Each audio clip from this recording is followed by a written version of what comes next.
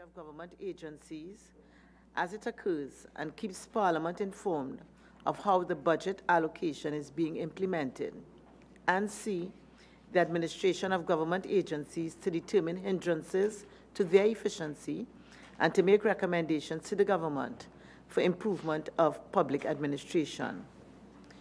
The purpose of this 21st public meeting of the Public Administration and Appropriations Committee for the 11th Parliament is to continue its inquiry into the administration of disaster relief in Trinidad and Tobago.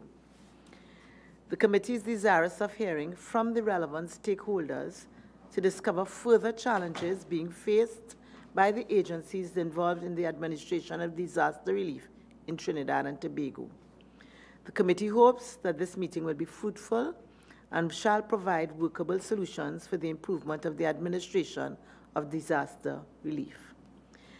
The meeting is being held in public and is being broadcast live on the Parliament's Channel 11, Radio 105.5 FM, and the Parliament's YouTube channel, ParlView. Viewers and listeners can send their comments related to today's inquiry via email to parl101@ttparliament.org, Facebook /TTParliament, and Twitter @TTParliament. I will now invite the representatives from the Ministry of National Security, the Office of Disaster Preparedness and Management, and from the Ministry of Rural Development and Local Government to introduce themselves. And maybe we can start with the Ministry of Rural Development and Local Government. Excuse me. Good afternoon, Chair and members of the committee. I am Desdra Bascom, Permanent Secretary, Ministry of Rural Development and Local Government, and I have two officers here to support this initiative this afternoon. Rishi? Pleasant good afternoon, Chair, and all on the committee. My name is Rishi Siu. I'm the Senior Disaster Management Coordinator based at the Ministry of Rural Development and Local Government. Yes, good afternoon. I am Nilufa Suzanne Ali, Acting Accounting Executive 2 in the Ministry. Ministry of National Security. Good afternoon, Madam Chairman and members of the committee. My name is Vashti Srikrishna Singh. I am the Deputy Permanent Secretary in the Ministry of National Security. I shall ask my team from the ODPM to introduce themselves. Good afternoon, Madam Chair, members of the committee. My name is Dennis Marcel. I'm the Information Technology Infrastructure Specialist at the ODPM. Good afternoon, Madam Chair and members of the committee. I am Ms. Francesca Peters, Training and Education Specialist at the ODPM.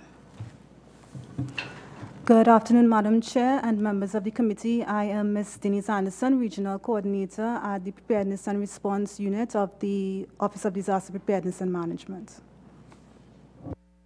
Thank you very much. And now may I invite members of the committee to introduce themselves, starting at my extreme right. Brigadier General Ansel Antoine, member. Clarence Rambarat, member. Wade Mark, member. Good afternoon, Ayana Webster Roy, member. Good afternoon, Ronald Huggins, member. And the committee is ably assisted by its Assistant Secretary, Ms. Sharon Samuel, and also its research officers, Ms. Rachel Nunes and Mr. Brian Lucio. To lead off the discussion, I would call upon Member Rambarat to lead off this discussion. Thank you, Chair. And I'll direct the first question to the Permanent Secretary in Ministry of Rural Development. On the last occasion, we spent a lot of time with the ODPM, and we didn't have a lot from, or we didn't ask much of rural development, but we want to lead off today, recognizing that at that inquiry on that day and since then, we've satisfied ourselves that rural development plays a very critical role, since you are the entity that's closest to affected areas, and you have some level of response capability. We also believe that a lot of people don't understand, one, the role that different entities play. So, for example, the role of the disaster management unit in the corporation and the role, the overarching responsibility. So, one, what does everybody do, starting with you individually, and who coordinates disaster relief? And I just want to clarify that while we focus on disaster relief, we also recognize that forward planning is an element that contributes to our ability to respond and provide relief. So the question is to understand the role of ministries, disaster response mechanism, and your understanding of how it's all coordinated at a national level. Thank you very much. I would start with the organizational structure of the Disaster Management Unit in Head Office, Ministry of Rural Development and Local Government. We have one position of Chief Disaster Management Coordinator and one position of Senior Disaster Management Coordinator. Only the post of Senior Disaster Management Coordinator is currently filled. That person has overarching responsibility for policy development, strategy development to guide the activities of the regional corporations. We have disaster management units in each of the 14 regional corporations, headed by a disaster management coordinator and 2 field officers per corporation. I would now ask our Senior Disaster Management Coordinator, Mr. Siu, to drill down into the specific roles of each of the entities. Rishi? Thank you, Madam PS. All right, the roles and functions of the disaster management units of the 14 regional corporations are basically guided by the disaster management cycle, where we would have the impact, the preparedness, the mitigation, the recovery aspect of disaster management cycle. The 14 corporations are now responsible for that entire cycle. So we cut trees, for example, mitigating against any hazards that may occur with trees. We also monitor water courses. We also help out with and assist in terms of providing machinery for the cleaning of water courses, some minor water courses in the event of, blockage and that kind of thing. All right. The disaster management unit at the ministry is responsible for coordinating all aspects of disaster management response within the ministry. So the disaster management coordinator, the senior coordinator, is responsible for the 14 officers who are based at the regional corporation, together with the 28 field officers and the 14 communications officers. We have an integrated communication system as well set up within the 14 communications. In the event that cell phones go down, we have radio communications as well. We also utilize other entities, for example, the REACTs, the Amateur Radio Associations, in the event that something should happen. Also, we have the CERT volunteers based within the 14 regional corporations. It's an ongoing process. We start with the basic CERT training, which develops the persons to respond, medical response 1 and 2, psychosocial support, as well as basic search and rescue features as well implemented in this training. So each one of the corporations are responsible for developing and maintaining that batch of CERT volunteers. We also have a new initiative started with the ministry as well under the guidance of the PS, where we have a volunteer network now being set up within the 14 corporations. So we will no longer have to worry about holding on to the volunteers. We keep them together with us, we work with them, and we keep enabling them as we go along. What about is there a national coordination taking place? There is a national coordination taking place under the auspices of the Office of Disaster Preparedness and Management. We work alongside with them in terms of providing relief, recovery, as well as mitigation aspects. The reporting mechanism goes towards the ODPM, where we will report every single incident and every single item that takes place within the regional corporation. Member Huggins. Good day.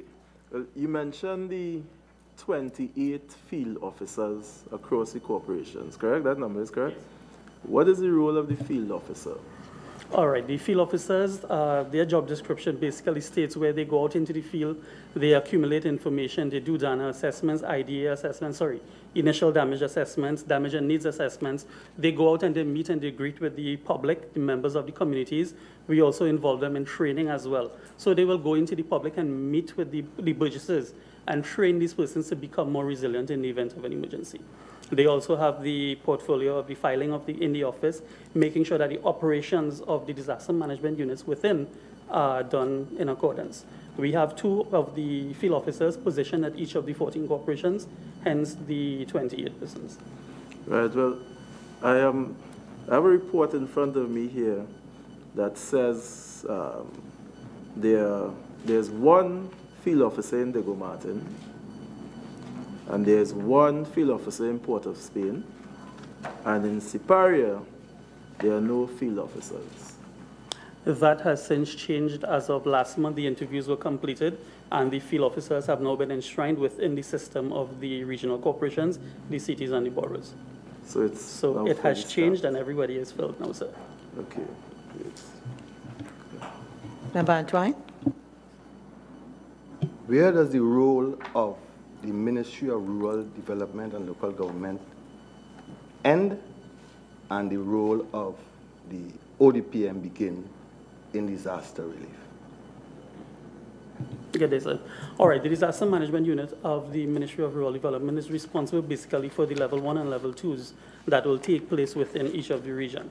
When we escalate into a level 3, this is where the activation of the ODPM takes place, and they will step in, for example, external intervention or interventions with the other agencies, for example, the TD, Trinidad and Tobago Defense Force. This is where the ODPM will come in to disaster management. Level 1 and level 2, the regional corporations can handle that on their own, even if we need to use a brother-sister system in terms of responding. They're saying that the Ministry of Rural Development is responsible for level 1 and 2. Yes, sir. And ODPM is responsible for level 3. As long as it goes into level 3 and we are unable to cope with that, the mechanism of the ODPM then kicks in. And what's the difference between level 2 and level 3? Again, it will be the severity and the amount of persons impacted that will determine whether or not. For example, if we get, let's say for a bread, that was a level 1, level 2 in some areas, we did not go into a level 3. However, it exceeded the capacity of the regional corporation that was impacted in the southern area. We had to ask for assistance from the ODPM to assist us with that in terms of the military to go in with the high trucks to get the relief items to the persons there.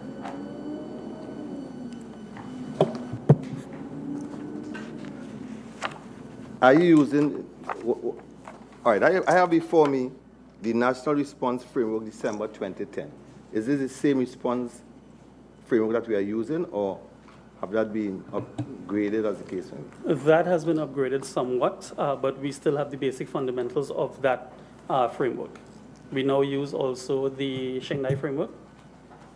Gone away from that. Yeah, there's a little confusion on my part, because at level 3 it says here in the framework, should be national resources become overwhelmed. Should the national resource become overwhelmed, the president will declare a national emergency. In such a scenario, the ODPM, through the Ministry of National Security, Foreign Affairs and Finance, will coordinate the acquisition of regional and international assistance. So according to this, level 3 is only when the presidents get involved and declare emergency. Yes. And, so and we cannot handle from the regional corporations. Up until this point in time, we have not had a level 3? No, sir. So then up until this point in time, ODPM is absolved from any coordination? We will not say that they are absolved, sir. What we would say is that they are there to help assist us in the event of an emergency. We work hand in hand with the ODPM, we work hand in hand in collaborating with them to make sure that we get the resources. Some of the resources that we may need from the regional corporations we may not have at the time.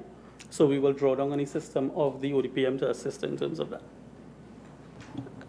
Mr. Su, could you give for the understanding of the listening public? Yes, ma'am. Could you give, and I don't know if it exists on maybe your website or ODPM or somebody, what is a level 1? It's okay to look at it in terms of resources, but for the the resident in a community who might be flooding, who might have the threat of a landslip. That's a level 10 for them. But for us, we keep getting this in terms of your resources and your ability to handle. What is that in terms of some kind of measure that the ordinary citizen could understand that, look, if I see this or this happens, that happens, I know it's a level 1. Okay? Or I know it's a level 2. Yes, ma'am. Or I know it's a level 3. All right, good. So we will start off the discussions by saying that a disaster is anything that exceeds the capacity of the person affected to cope with it. That is what the definition of a disaster is in the ideal world. Okay, so let me ask you something. It means then it is a subjective standard. Yes, ma'am. All right, so therefore, in different communities or in different households in the same community, it could be a disaster or not. Yes, ma'am. For example, let's say for the Orupun area, we would have the lower part of Orupun being flooded 4 feet of water at any given time in the event of an emergency. All right, but the upper part of it would only have like 2 to 3 inches of water. So we will categorize the level 1 starting at the top. But as we go into the community and we start identifying the streets, this is where the initial damage assessment would be done.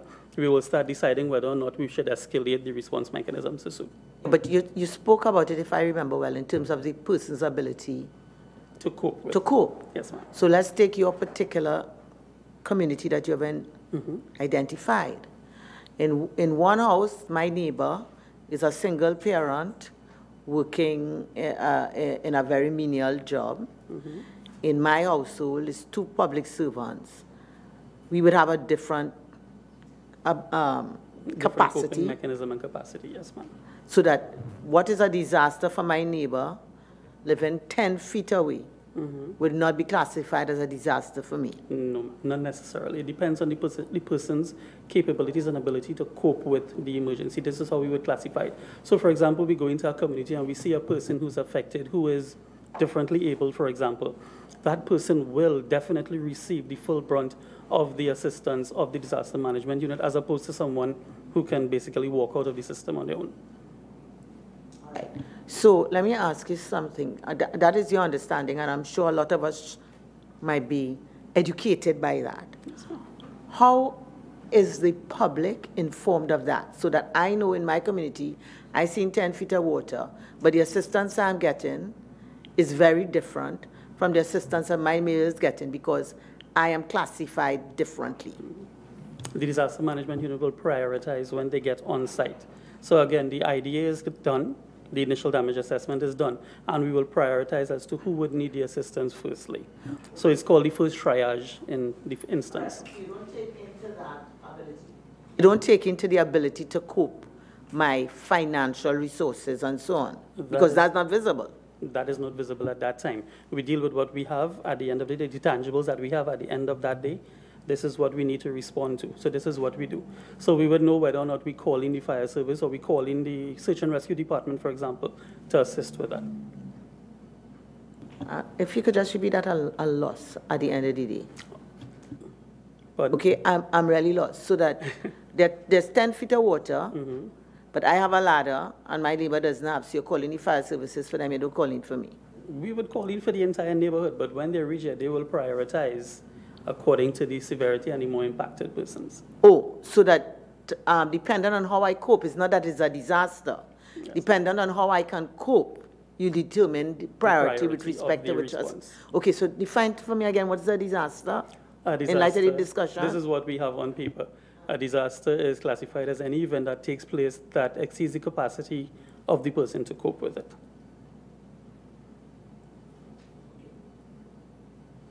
Member Mark. Yes, thank you, Madam Chair. May I ask the Deputy Permanent Secretary, National Security, is there a contingency or national emergency fund that is housed within the budgetary allocation of the Ministry of National Security? No, member. We do not have a fund such as that. So can you advise this committee whether you're aware of any agency coming under national security that would have any allocation to address national emergencies, contingencies, or disasters that may occur in the country? I am not aware of any under our ministry.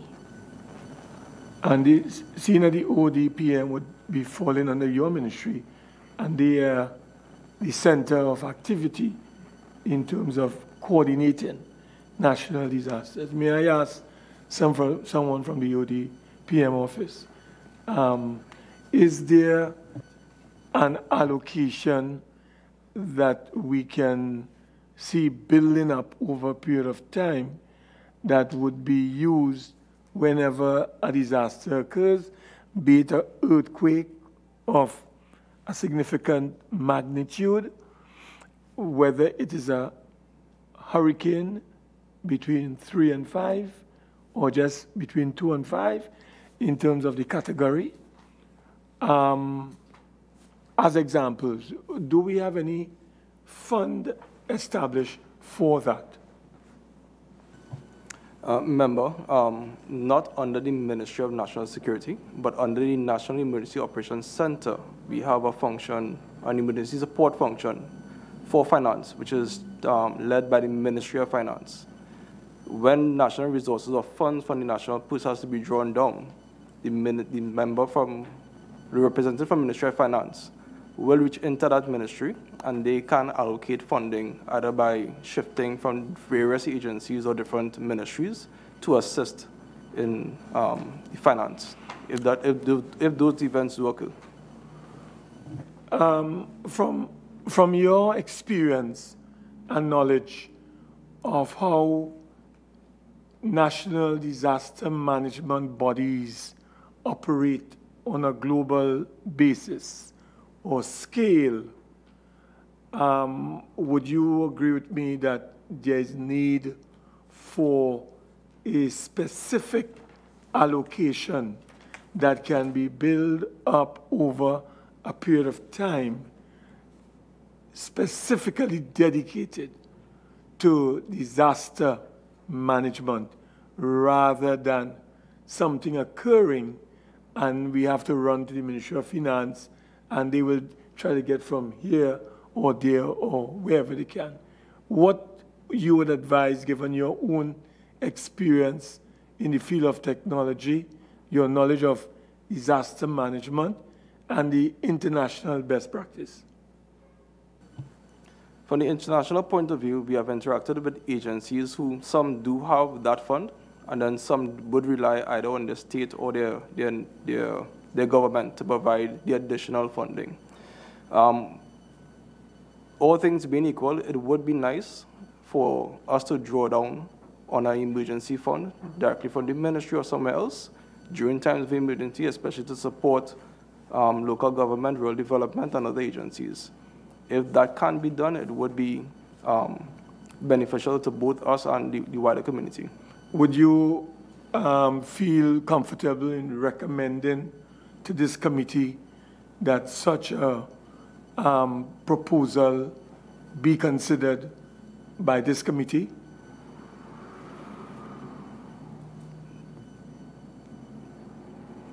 I think it's a good proposal, something that definitely we can explore, or should be explored. There are constraints right now with finances, but if we can explore it and see what can be made available, as you said, you can start small and build. It Yes. would be an asset towards all members. All right. Madam Chair, may I go back to the Ministry of Local and Rural Development? Just 1 minute. 1 minute, Member Mark. Member Antwine. All right, okay, you can proceed. Yeah. I just wanted to ask maybe Mr. Rishi or the permanent secretary. We talked about the disaster manager and the 2 field assistants in the 14 regional corporation, municipalities, and the rest. Can you definitively inform this committee whether all these positions are filled? I'm not just talking about the disaster manager that you referred to earlier, but you said earlier on that there is a disaster manager in each corporation, along with 2 field officers or assistants. Do we have vacancies in those areas, or are these areas fully manned to deal with any eventuality? Remember, the position of disaster coordinators for the 14 regional corporations are filled as of 2 months ago, as well as the field officers' positions are also filled. Okay. Might I just ask Mr. Su, as far as the coordinators, how many are provided per corporation? One? One coordinator per regional corporation, city or borough. Right, okay. And might I ask something in terms of the field officers? Would these field officers be people who reside within the regions that they're assigned to? Yes, ma'am. We have positioned persons strategically according to their living location. So your position in terms of the area under your jurisdiction is related to where you reside? Yes, ma'am. In all 14? As far as we could possibly do, because of the fact of the employment scheme that we've had and the matrix that we've had. We recently had to just shift around 1 or 2 of them a little bit, but other than that, all the others are properly well taken care of. So, but for 2, would it be 2 persons or 2 corporations or 2 regions that you have that mismatch? 2 persons, ma'am. 2 persons, and where is this, may I ask? One would be in the Diego Martin area, your area as well, and the other one would be in the Port of Spain area, ma'am. All right. And as far as the communications technicians in all the regional corporations, that office is filled? We have a position of 4 officers still need to be filled. However, the shortlisting was done last week, and the interviews are carded for the following week. So that you expect that shortly every regional corporation would have a communications technician? We are pushing to have all the positions filled before the start of the wet season, ma'am. When is that? That is soon. When is that? We're looking at the 5th of June, ma'am. 5th of June, thank you. Yes. Member Huggins. To you, Madam Chair, Permanent Secretary of Ministry of Rural Development and Local Government. One of the requirements that you mentioned in terms of being able to properly assess the regional corporations is an integrated financial management system. How would that work, in your opinion, to better assess the performance of the corporations? Okay, if we had an integrated financial management system in existence, then I, as the Permanent Secretary, would be able to log on to my laptop or tablet and get real-time information on the expenditure and the expenditure patterns of the corporation. The current system it's really devolved. We have the CEO in charge of a corporation, and that person is a mini accounting officer. So any expenditure under $300,000 is approved by the CEO. And when we get the financial statements in the ministry, which could be months after, then we would realize what kind of expenditure is taking place in the ministries. But if it was integrated, it would be real time. So what specific challenges does the non-existence of that system pose to you at present? Just in terms of monitoring and evaluating the expenditure of the corporations as it happens, instead of waiting on meetings and reports and budget preparations and achievement reports, which are post facto. So what steps are being taken to remedy that, though? Well, that falls under the purview of the Ministry of Finance, and I know they have restarted the conversation about implementing that system. Okay. So in terms of the integrated financial management system, what are the shortcomings you see in terms of what is identified in the State Enterprise Performance Manual? Okay, the State Enterprise Performance Management System, it's a very robust monitoring and evaluation system. But as I explained in my submission, because of the decentralized nature of the ministry, where we have something akin to 15 accounting officers. I am the chief accounting officer as the PS. But remember I told you that the CEOs have a certain level of authority and autonomy and money to approve. So if, in an ideal world, we could get real-time information. But to get around the shortcomings of the system, we usually meet with the CEOs. We try to meet with them on a regular basis. Both the minister and I visit each statutory meeting of the corporations the last Wednesday of each month. And because of the local government reform initiative, both members of the public and members of the media are invited to these stat meetings. And at these meetings, the minutes of all the meetings that took place within the corporation during the month are tabled. So we get first-hand information of what is happening in each corporation. Okay, so the 300,000 is per project? Per project. And is there a limit on the number of projects these CEOs can approve? No, it's just depends on what their allocation was for that financial year.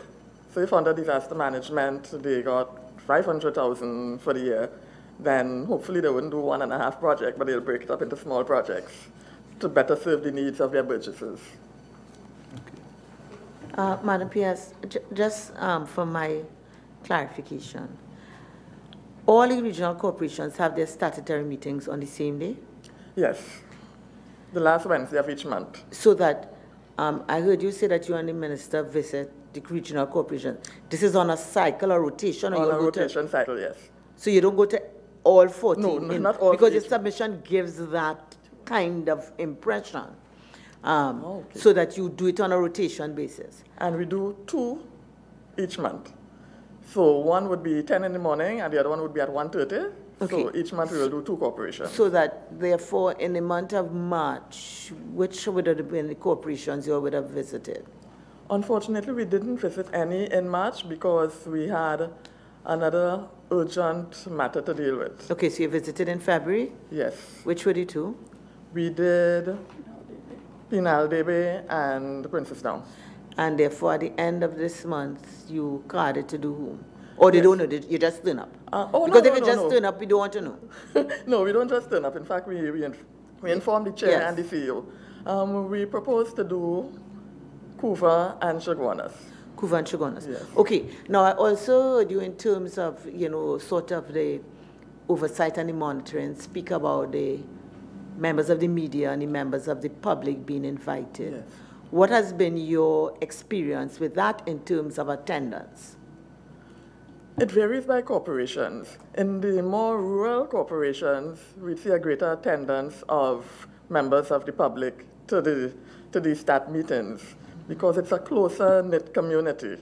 In fact, when we visited Siparia, the room was full. And the media was well represented, and persons actually asked questions because they wanted to know what is happening in their communities and what their corporation can do for them. In fact, before I came to this meeting today, we were in Princestown looking at the PSIP, Public Sector Investment Program projects that are currently in progress and that we plan to do for the rest of this fiscal. Yeah, but that was not a start meeting. No, that was not a start meeting, but it was still a meeting and greeting with the public to keep them informed. All right, but so that your experience is that in the more urban centers, and I guess the boroughs, you don't see that? Not as much as in the rural communities. Okay. So let's say, for instance, the last time you went to Diego Martin, how many people do you say for Burgesses would have been present? Only about 10 persons. Only about 10. Okay. What you see in the rural communities, is that something desirable? Definitely. Are there any plans or programs geared to target a greater I don't want to say interest, but presence of persons in the more urban areas and the boroughs? Okay, we plan to have some outreach seminars in each of the regional corporations to meet and treat with the burgesses. Minister has also been encouraging the councillors and aldermen to go out and listen to what the residents and burgesses are requesting. Yeah, but I'm not talking about going out. I'm talking about coming to your statutory meetings. Going out is one sort of outreach, but we're talking now about bringing members of the public into their statutory meetings where they observe the working of their corporations, where, according to the very reports and so on, are tabled.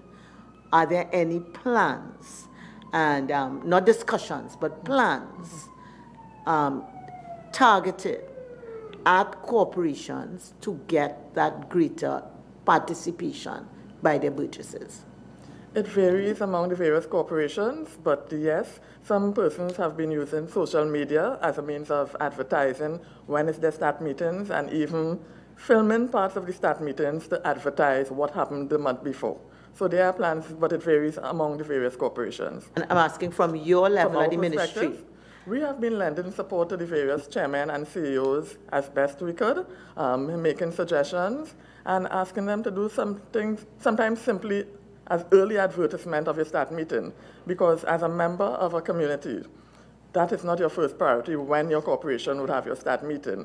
So with early advertisement, with the use of miking systems, you can plan your work life accordingly to get time off to attend a stat meeting, because it is during working hours, 10 a.m. and 1:30 p.m. And have you seen any improvement, or have you any method of evaluating and monitoring whether this is taking place and the results? I would like to look at that over a longer period of time to notice any trend. Okay, so you give me a period of time so that when we bring it back here, we can then know to ask you. Seeing that we visit 2 corporations per month, and we have 14 corporations, we're looking at 7 months there. So we can have this conversation same time next year. Oh, well, less than 7 months, the end, in the next quarter. Okay. All right, let me ask you one other thing, P.S. In terms of your submission, you refer to your submission, we had asked a question, are the municipal corporation financial reports submitted to the ministry in a timely manner, provided dates for the last report submission by each corporation? I think that your answer was that the expenditure statements are submitted to the Budget Division, Ministry of Finance on a monthly basis, while financial reports are submitted on an annual basis. The dates for the last financial report submitted by the corporations, I think shall be forwarded at a later date. Have we? It was forwarded. Yeah. Are you in receipt of it? I'll ask them to check. Looks like this. It was forwarded how, electronically? Yeah. All right, so well, maybe you could provide it to us again, okay, as you have a hard copy. Okay, thank you. Member Antwine.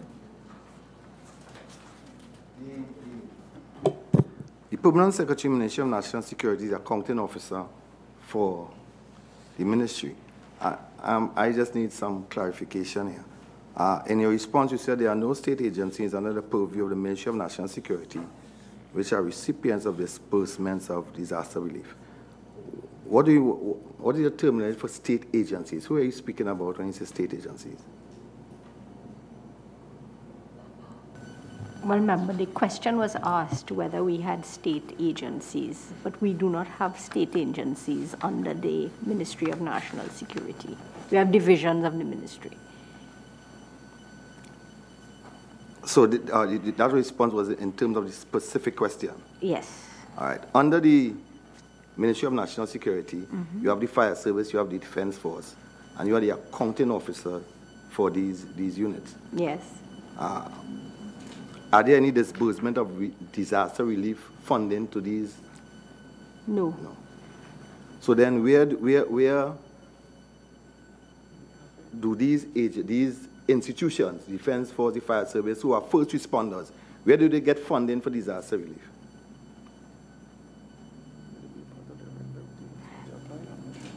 It would be part of their regular routine to respond.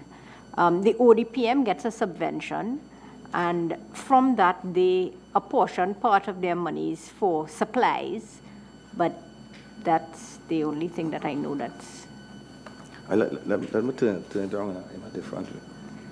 Part of the submission you gave was in terms of shelters, and you said that some relief items are pre-positioned. There are no relief items in the shelters. You said that. But you said some relief items are pre-positioned in sub-offices of the regional corporation, UWI, community-based organizations, some police stations. Who determine what relief items are needed throughout Trinidad and Tobago, and who determine what items are stored where and in what quantities? Who determines that? I shall ask the ODPM to respond to that, member. Member, with respect to shelters, I would probably ask Mr. Sue if you could provide some more information that since the purview of the shelter and the stocking of the shelters initially would be part of rural development and that ministry. With respect to the ODPM, we do support the municipal corporations. We have done that in the past by providing relief items to them so that they can get response quicker to persons who have been impacted. And there is a level of relief supplies that the ODPM will keep in its warehouse.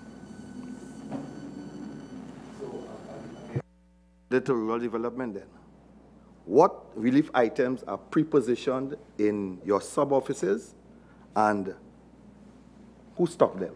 Where does the funding come for the stocking of these items in the regional corporations, etc.? All right, member, pleasant good day again.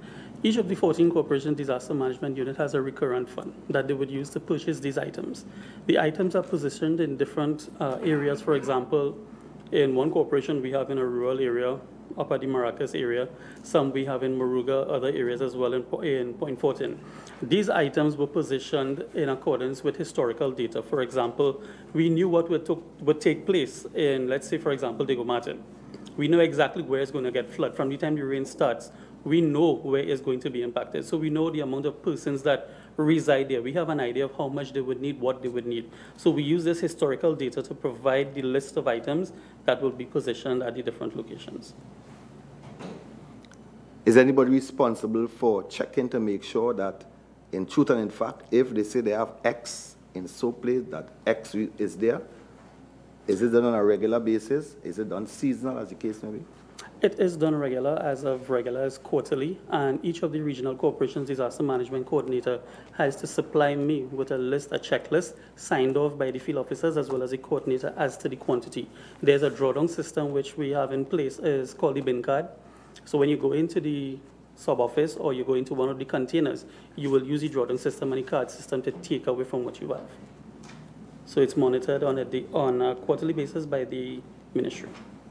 And apart from the relief supplies now in the regional corporation, does the Ministry of Rural Development have its own warehouse with its own supplies so that it can refill the regional corporations if, for whatever disaster takes place, they need to get additional supplies? Is that available at this point in time? It is not available at this time. However, the discussions have been going on and the plans are being put in place to set up two systems. One is a virtual warehousing and the other one is a warehouse that will actually stock tangible items.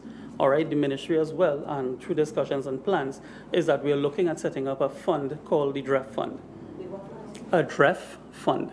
It's a discussion that we've been having amongst the PS, the minister, as well as our financial person in terms of we just need to work out the logistics for that. And that DREF fund is a disaster response emergency fund.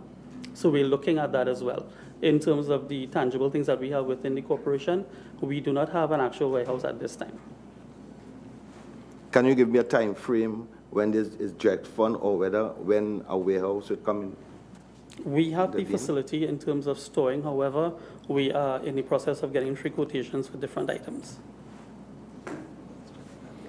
Mr. Sue, I just wanted to find out, just going back a bit, in terms of, I had heard you mention that the National Response Framework was updated by the Sendai framework.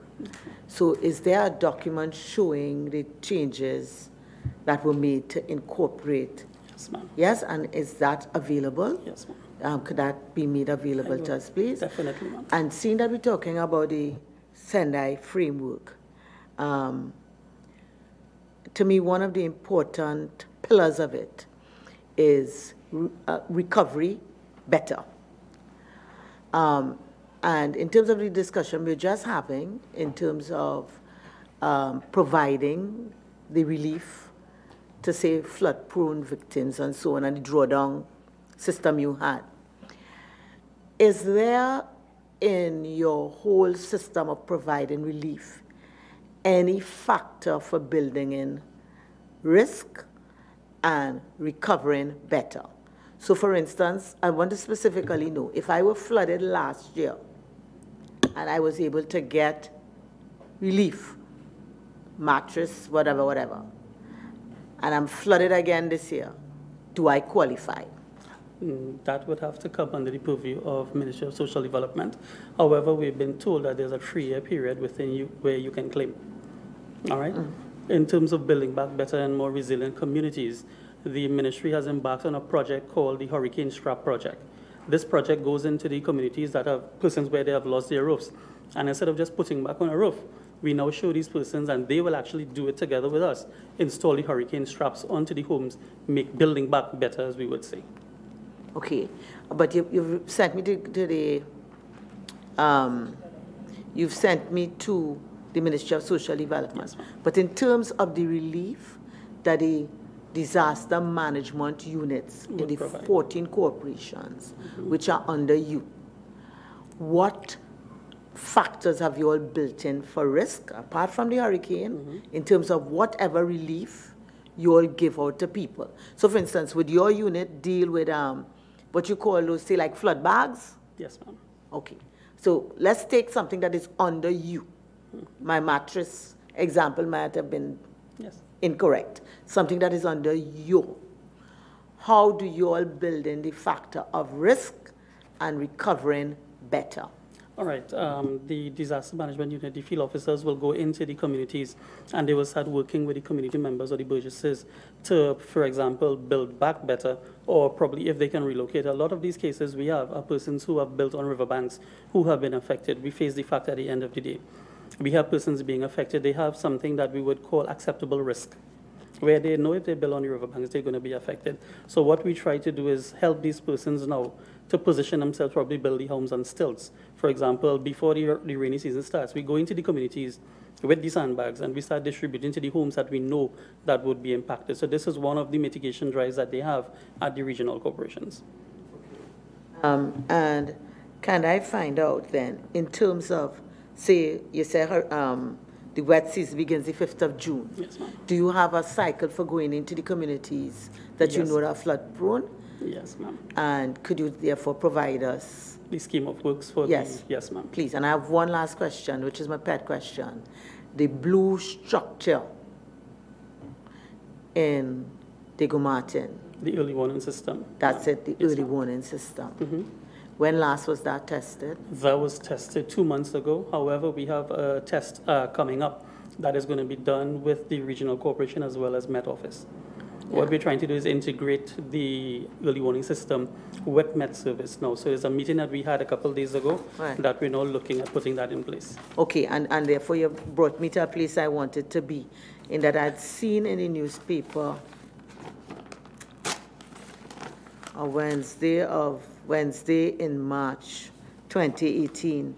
This was around World Met Day, where the Minister of Public Utilities was quoting with respect to Met Services working more closely with other agencies like ODPM and yourselves in terms of disaster reduction risk, so that one of these initiatives is what you're talking about, which is the Common Alert Protocol? Yes, ma'am. Has that initiative begun to operate? That was launched on Monday the 16th, which was the day before yesterday. That project was launched throughout the island. That's what we've seen on TV? Pardon?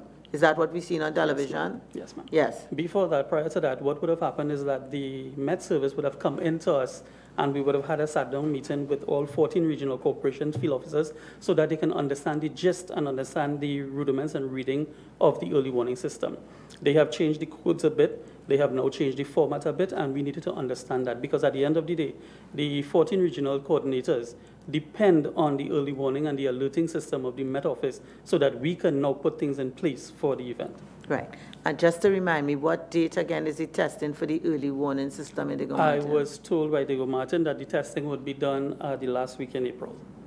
Last week in April? Yes, ma'am. Okay, Member Webster Roy.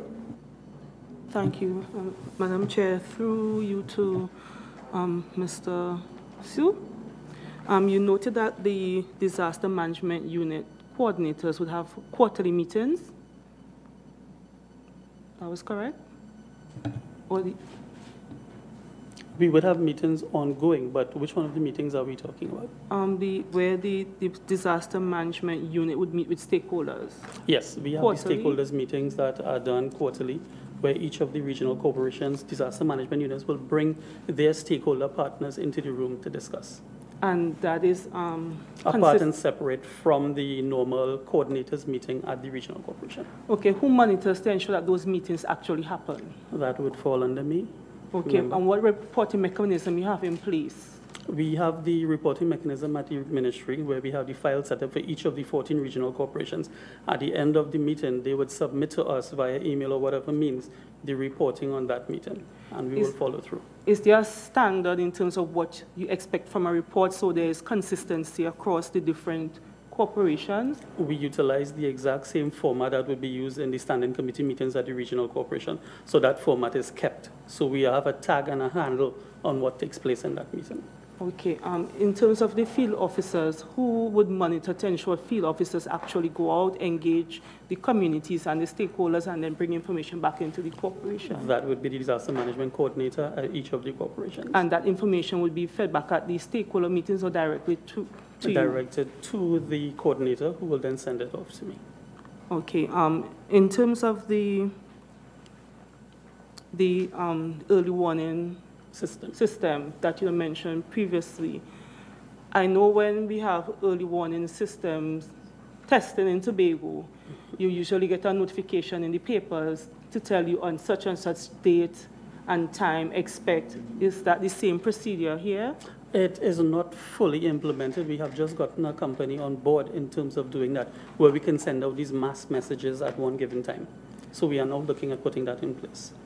Okay, so this early warning system that you're going to test, describe it for me because I'm trying to understand how it works. I'm trying to compare it with what happens. The early warning system at Diego Martin, for example, is based within the water basin of Diego Martin. So that water course that run parallel along the highway there. There's a triggering mechanism as long as the water level reaches a certain level, triggers that, and it sets off the alarm that sends it to the disaster management coordinator, the CEO, the chairman, as well as the ministry as well. So we will get that coming into us. From there, the regional corporations will take action as to what areas would be affected.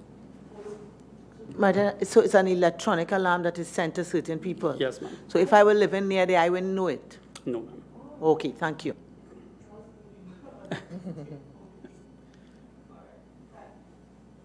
Member Antoine. The Ministry of Rural Development, Management Disaster Unit, say that you utilize the dry season, is from January to June, 5th of June, which just gives us over a month before the rainy season begins, for the mitigation, preparedness, outreach program, drill simulations, and other activities. Given the fact that last year we had 2 level 2 disaster events in October and December, can you tell me how many drills were conducted this dry season? If they were conducted, where were they conducted? How many regional corporations participated? And what was the response from the communities to these drills? All right, up to date, we have not had any drills within the 14 regional corporations. Reason being is that we have experienced a longer than usual or average wet season. We've been involved in a lot of other programs as opposed to just doing the drills as we would have liked to. The drills are there in terms of the script and what has to be done, but the execution has not taken place yet. Do you intend to do any drill before the onset of the rainy season? We do have drills carded for April, we have drills for May, and we also have drills for June.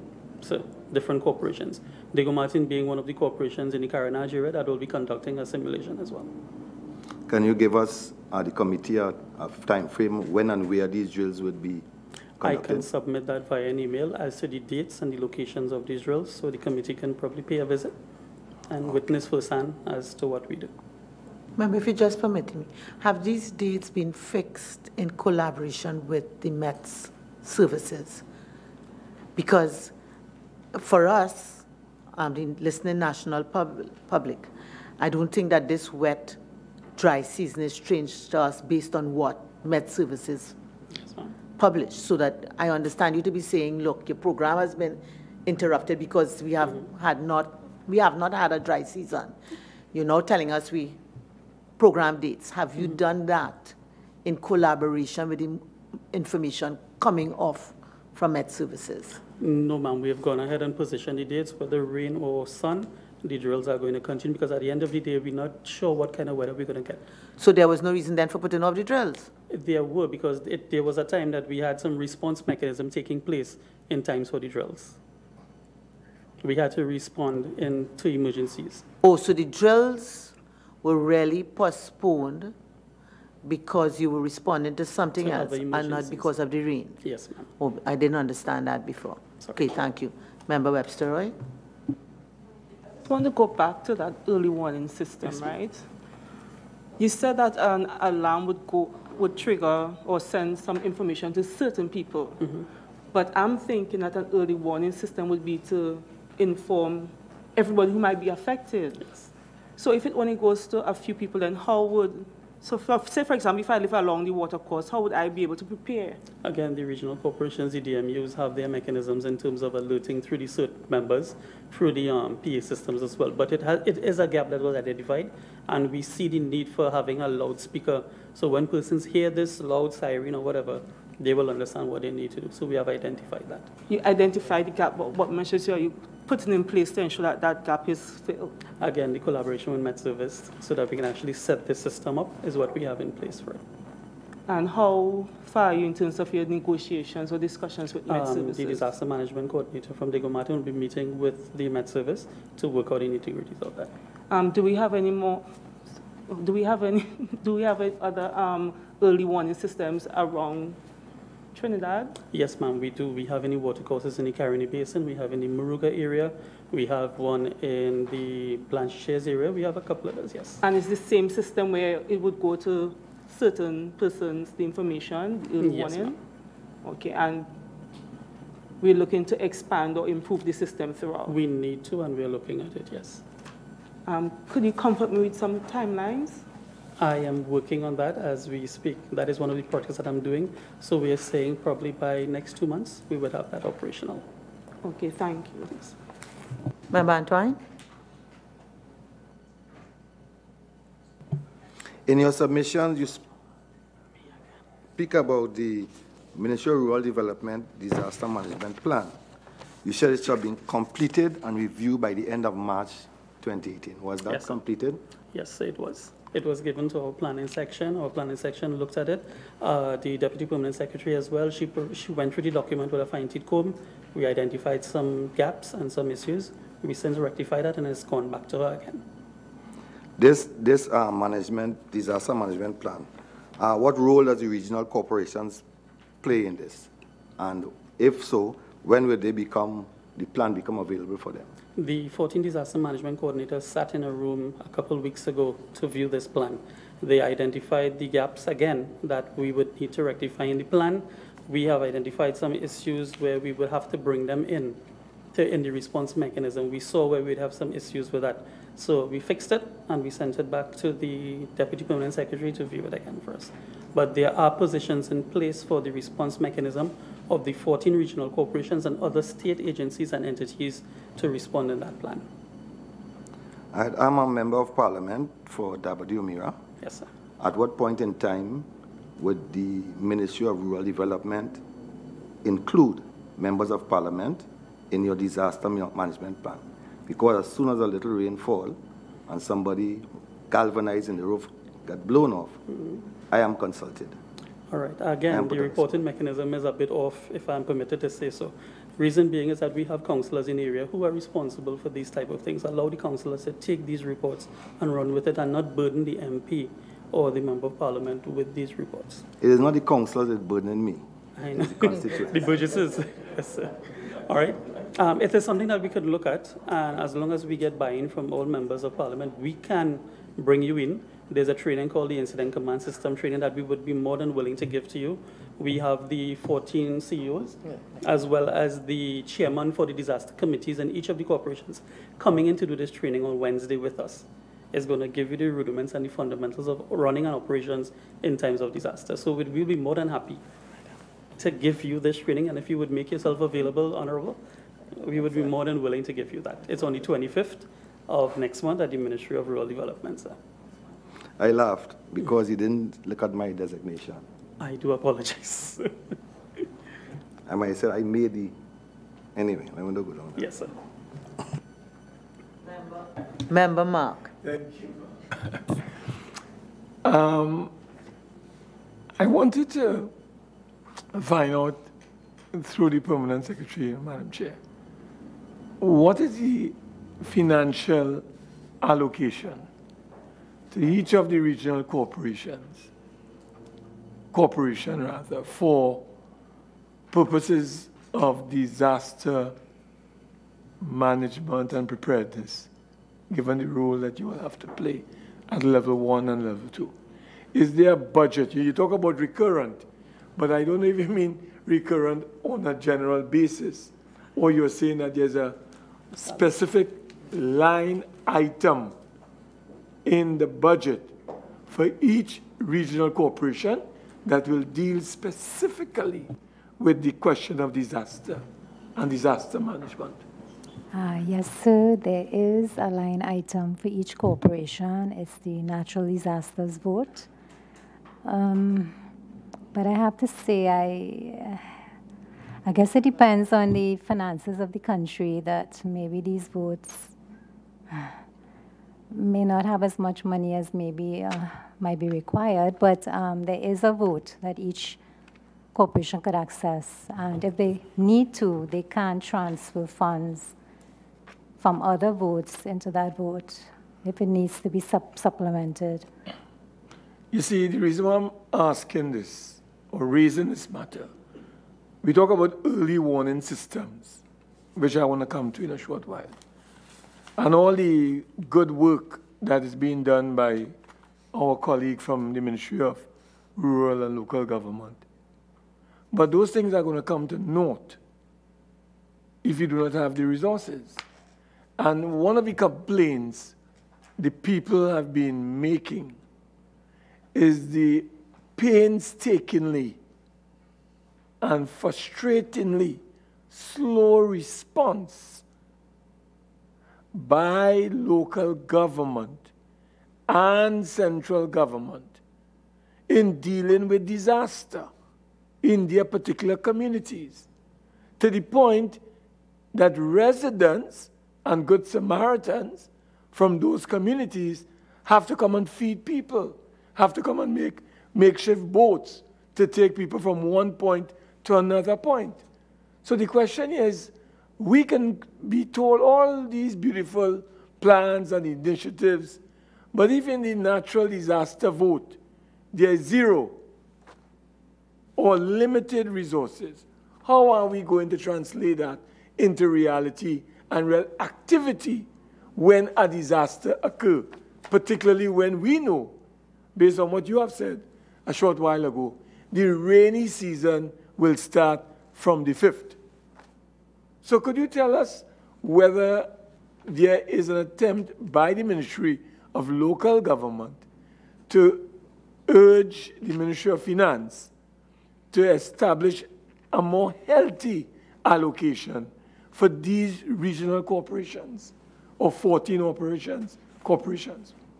Madam Permanent Secretary? I agree with you wholeheartedly, member. Local government as a ministry is underfunded, and disaster management, unfortunately, is also underfunded. We will urge the Ministry of Finance to give us an increased allocation compared with what we received last year. But bearing in mind the economic situation, the strategy we've been trying to use a whole of corporation approach. So if one corporation is impacted and does not have the required resources, we ask neighboring corporations which have not been as severely impacted to assist with manpower, machinery, equipment, resources. But I agree with you wholeheartedly. We need more money under disaster management for the Ministry of Rural Development. And it is a good thing that this inquiry is happening in April, because our recurrent budget is to be submitted by the 30th of April. So it's timely. So would you recommend that this committee consider very seriously this whole issue of allocation of resources for disaster management and preparedness, particularly as it relates to the role of local government and rural development? Definitely, and especially in light of the number of serious disasters or incidents we've had within the past year. Yeah. We would really appreciate your intervention. And may I also ask about the early warning system? This early warning system, does it only center around increasing water levels that would trigger some electronic activity, and you'll get some kind of siren going off at some point or some location? Is it only for, let's say, disaster management in terms of flooding, or does it cover other areas of natural disasters? Remember, at this point in time, the only event that we have covered is that of flooding at this point in time. But we are looking at other events in terms of Met Service helping us with the response mechanism. Right. And may I also ask, how many areas have you all envisaged in terms of forward planning, and given all the weak points in the system, that you consider to be crucial and vital for coverage in terms of early warning systems, and how many we have in the entire country at this time, and how many we ought to have given the weak points or the flash points within the landscape of TNT? Yes, member. At this point in time, each of the 14 regional corporations are unique in terms of what they would be impacted by. Some of the regional corporations that would be impacted by floods would be that of Diego Martin, Pinal, Debe, and surrounding areas. For example, Siparia, probably Barako as well, Princess Town. We're looking at the Tunupunu Piako as well. These areas would be impacted by floods. Early warning systems have been installed in Diego Martin and the Moruga area thus far. For sea surges and tsunamis, it has been done in the Blanchie Shares area. All right, that was recently done probably a couple of weeks ago. It slipped me to mention that one as well when I said it's just for flooding. That one is done to trigger for the boatmen to understand that, hey, we need to get the boats and the engines off the water and on higher ground, and you need to get up to the top. So we have a lot of work to do in terms of early warning systems to position. I'm not too sure if members are aware or are familiar with the Trantrail Road at the back of St. Augustine there. Water comes up to probably about 5 feet and more, and we have persons who are making attempts to go through this water. That early warning system is going to be positioned there with the red light that is flickering and a drawbridge, the draw rod that will come down and block persons from going into that as long as the water level reaches. So that is one of the things that we have the 3 quotations on, and we're looking at putting that in place, sir. And my final point I'd like to raise at this time, the volunteers that you mentioned, and you want to expand the network. Yes, sir. How are we going to do this? Do you have a plan for each of the 14 corporations as it deals or look at the whole issue of volunteers? And do you have, for instance, a threshold that you like to reach? So you have like almost like a mini army within each region, responding rapidly, well-trained to any disaster when they occur. Do you have a plan in that regard for the 14 corporations? Yes, member, there is a plan, and it's nice that you're actually looking at it from that angle. The plan came about through the volunteer network system that the Ministry of Rural Development and Local Government implemented a couple months ago. It started with the San Fernando Regional Corporation, and then it branched off into other corporations, going into Diego Martin, going into Sandy Grande. Each of the 14 corporations are utilizing the person from the ministry to develop this scope of works for them so that they can now bring in volunteers into the corporations, train them, and have them there. So there is a plan, sir. Okay, thanks so much. Mr. Su, I just want to find out again a little more about these volunteers. So it means they exist or they don't exist. This group of volunteers per regional corporation, I think they're supposed to be cert, yes, ma'am, qualified or certified. Yes. Do they exist or they don't exist? They exist, ma'am. They exist? Yes, ma'am. All right. Now, would these be the same volunteers that would be relied upon to do like initial damage assessment? Yes, ma'am. Yes? Okay.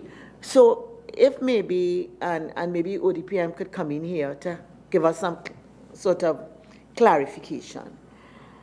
In ODPM's submission, they had pointed out that in July 2017, they embarked on a pilot program in Diego Martin with respect to training people with this Incident Command System 100 basic workshop, and which would have involved training and initial damage assessment. Only 6 people attended. I don't know if that's good or if that's bad. ODPM will tell us. Then they went on to say that they repeated the workshop in San Fernando, which was about September 2017. 16 people attended, and this is what we have. The expectation of a large turnout by council members was disappointing. However, the program was well received by those in attendance. It should be noted, though, that the follow-up action to complete the program was not forthcoming by council members.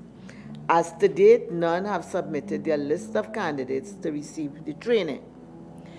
So my question is, on the one hand, I'm hearing from the Ministry of Rural Development and Local Government that there's this body of volunteers that exists per regional corporation, which will be, I think it's supposed to be at least 14? Yes, ma'am.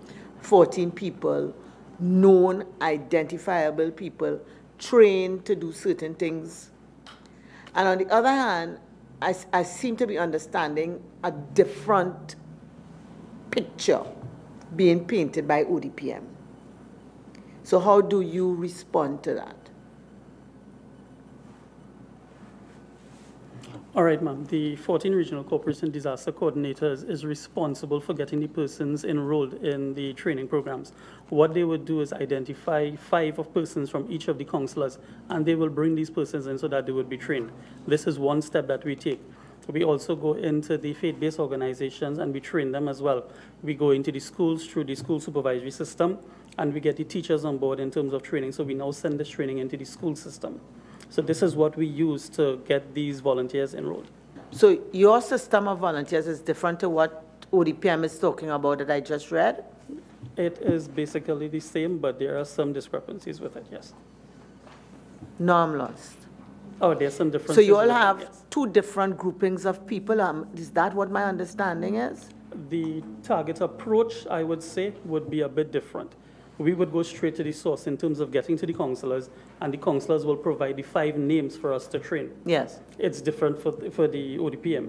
they would have to go in and they would try to recruit, and it's a bit different for them. Okay, so let me ask ODPM one, and thank you very much, Mr. Su, to give me some clarification about this statement, because I understood your approach to also be going through the councillors. That's what I understood from what I read, but maybe I'm mistaken. No, Madam Chair. I think for this particular program, the one you just read, I believe that is a program that the ODPM partnered with the Diego Martin Regional Corporation Disaster Management Unit to train the councillors in the initial or basic ICS. I think for that particular program, the response or the attendance was low. I think the follow-up to that program was the councillors who attended was supposed to provide names for persons in their area to do additional training. So the councillors were supposed to recruit persons from within their communities, and additional training was supposed to be done. That was, if I remember the program correctly, that is the pilot program, but it did not have a good response. All right. So isn't the approach the same? Through the councillors, these volunteers, right, are supposed to be identified. That's what I mean, both of you all are saying. On the one hand, one entity is saying it's working well. On the other hand, the other entity is saying it's not working well. So I'm asking because the disaster management unit in every regional corporation, my understanding from what I've heard here, comes under Mr. Su. So even if you're partnered with Diego Martin, I would expect that there's some sort of communication. I wouldn't even put it as collaboration. Some sort of communication going on with the senior disaster management unit coordinator. So I get the impression that things are happening in silos and you know, not getting this comfort about these certified, competent, definable, existing group of volunteers. So maybe I should ask Mr. Su, these programs, with respect to which Mr. Marcel spoke of, was that known to the Ministry of Rural Development and Local Government?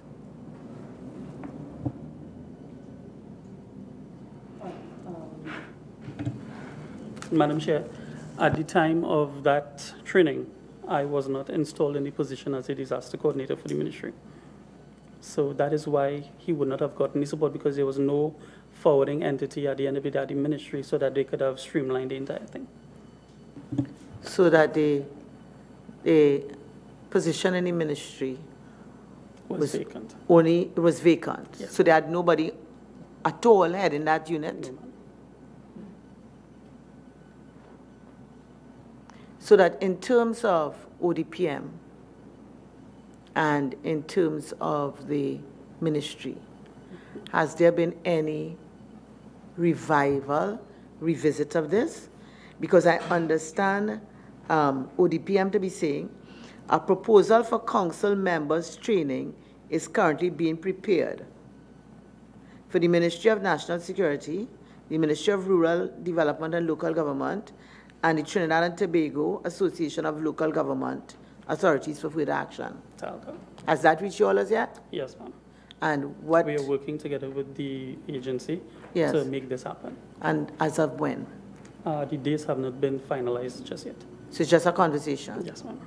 So can I put you to a date? Yes. Can I put you to a date? Can I get an idea of when? I will have to have discussions with Captain Wind as to the dates and Mr. Marcel, and we will draw down and drill down on a date for this. Okay, Mr. Marcel, from your end, you will have an idea of a date that you're working with. You see, I've not seen Captain Wind here, so I don't feel any comfort with the conversation that happened with him. Mr. Marcel is here, and other people, I expect somebody knows. Ma'am, Captain Wind is currently on assignment out of the country, so I'm not totally familiar with the program, but I would speak to Mr. Su after to get some more information. So can I ask then, and I'm putting it to Mr. Su, that in 2 weeks from today, if you can then present to the committee in writing further submissions on this with timelines. Yes, ma'am. Please, thank you. Member Mark.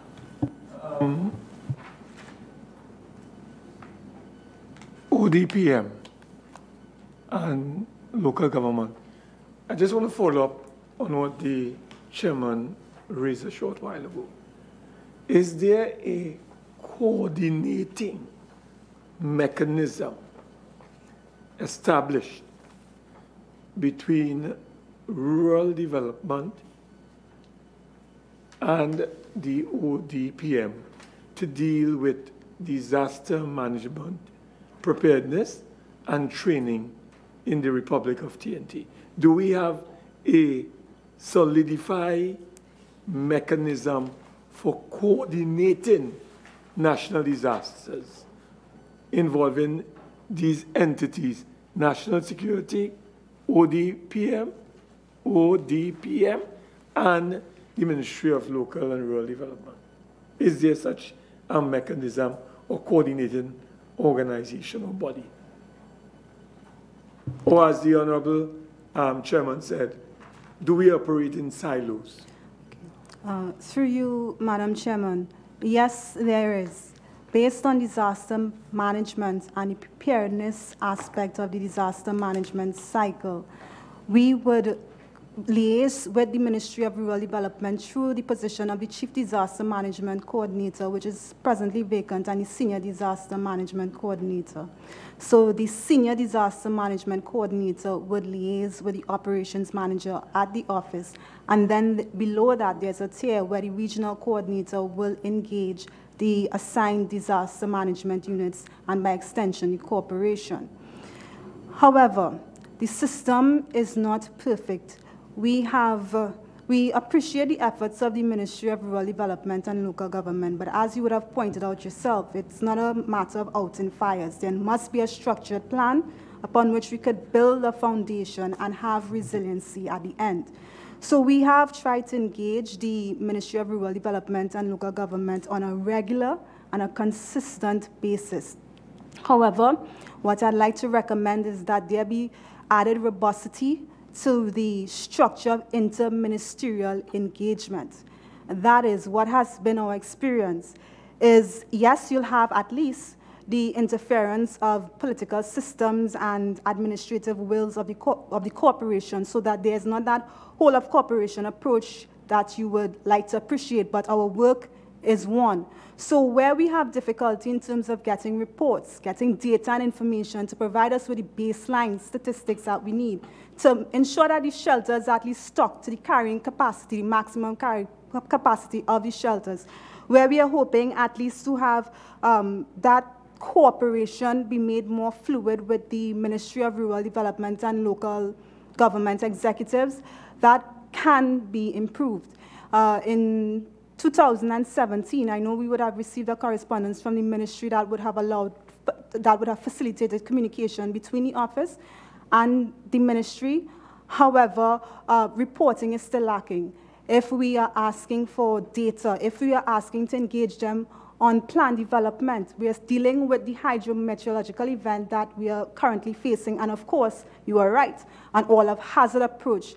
We have been knocking on doors trying to develop a comprehensive emergency disaster management plan with the disaster management units that would speak to that hazard-specific section, and of course would include some plan for the Hurricane 2018 season and beyond that.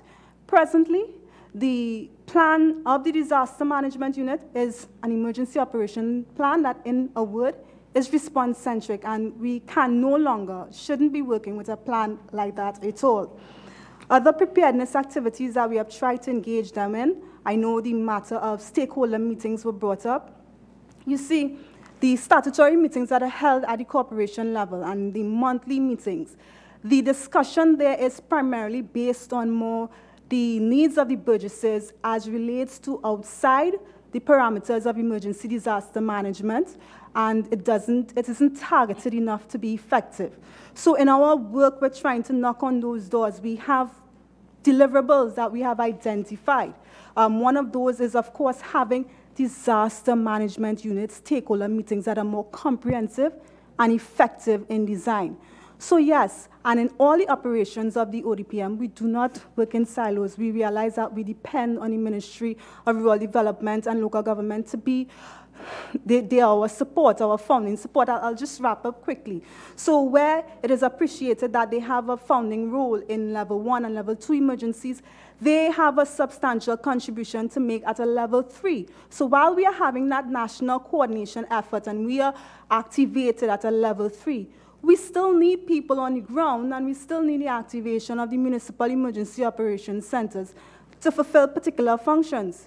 What about vulnerability capacity assessments of the communities that will give us a more evidence-based idea as to how many early warning systems, as Madam Chairman would have expressed, that we need? So everything cannot be ad hoc. So I am very much appreciative that you are highlighting the need for emergency disaster preparedness, and it needs to be improved, and we have made our efforts. I understand. I understand I get the impression that you are really making a plea in an indirect way to our committee, if I get from what you were saying. I want to just ask, therefore, the following. Would you recommend to this committee the establishment of an interministerial committee that would incorporate as a coordinated mechanism all those agencies that are here and those that are not here, as a first step to move away from what I would describe as the ad hoc responses to national disasters in our country, including natural disasters? And or would you recommend for our consideration, or would you suggest for our consideration the formulation of legislation that would bring together, in that format and framework, that kind of arrangement where there will be no ifs and buts, but there will be a policy established in law that would give, for instance, all these bodies that coordinating mechanism on a comprehensive basis to respond very effectively and efficiently to disaster management. I wanted to get your response. Wholeheartedly, I definitely agree. At a response level, we do appreciate that high level, if I want to use that word, in place of interministerial engagement that occurs. In terms of that structured approach at peacetime, it isn't particularly there, but it's proposed in the Comprehensive Disaster Management Policy Framework of 2010 that, based on my understanding, it has been approved by Cabinet. It's a matter of making it operational. Yes, because while the disaster management units are very willing to facilitate our efforts, to just use this analogy, the control is not all the way zipped up to that higher level. So yes, it's definitely a recommendation I will be taken on board. But before we try to reinvent the wheel, I know that you're getting our views. Of course, there will be some sort of further exploration that will be done. And we could look at the existing systems that exist. We have an idea as to what is wrong, and we definitely can fix it. I mean, just getting the issue of incident or damage assessment forms that was brought up. So no matter of just getting reports to cost, how much it is costing us financially to issue disaster relief items every year, especially in this financially constrained time. That is something that we need to look at.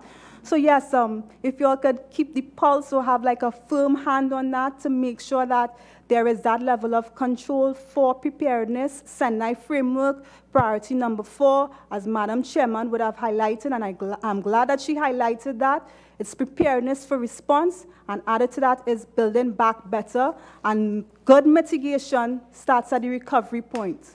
May I just, Madam Chair, for this matter? The Paris Agreement on climate change, with all its attendant elements housed within that, agreement that we have just ratified recently. And then you made reference to the comprehensive framework plan that the cabinet approved way back 2010. Can we have a copy, or through your ministry, a copy of that comprehensive report that can be? Do we have a copy of it here with us? No, who would direct it? Madam PS, can you make a copy of that comprehensive report or plan that was? No, is that 2010? Oh, so all right. Well, apparently I didn't see. All right. Is that another plan? We have a plan here. I don't know if it's the same. No, I don't. Yeah. Mr. Marcel? Yes. What Ms. Anderson referred to was the CDM policy framework. That was one of the approved documents in 2010. That's not part of what you have. What you would have is the National Response Framework of 2010. Right. Well, through the Permanent Secretary, could we have access to a copy of that? Certainly, member, we will provide it. And then I just also wanted to ask, ma'am, through the chair, in light of the Paris agreement and with all that is taking place, what would be required of you and the various organizations to tweak this plan to reflect the reality of this Paris agreement, so that overall Trinidad and Tobago would be addressing, seriously this whole question of resilience and prepare ourselves for climate changes and so on. Because part of the challenges, as you know, is the flooding, the rising tide, warming, global warming, of that kind of thing. So I'm just wondering if that would not be considered as you seek to update that plan that was approved by Cabinet in 2010. Madam Chair, I'll ask the ODPM, since they're more okura with all the tenets of the policy, to respond. Madam Chair, just to note that the ODPM has submitted through the ministry some other documents for approval, which we want the Sendai framework for adoption through the cabinet if it has to go through that route. The CDM policy framework is one of the documents that has to be updated. But I just want to go back to one of the points you made earlier in terms of legislation.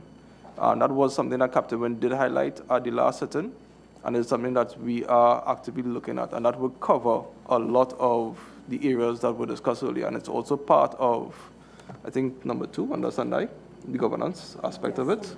So those are some of the things currently in the pipeline from the ODPN that we'll be sending through the Ministry of National Security forward to Cabinet or wherever it needs to go for its necessary approval.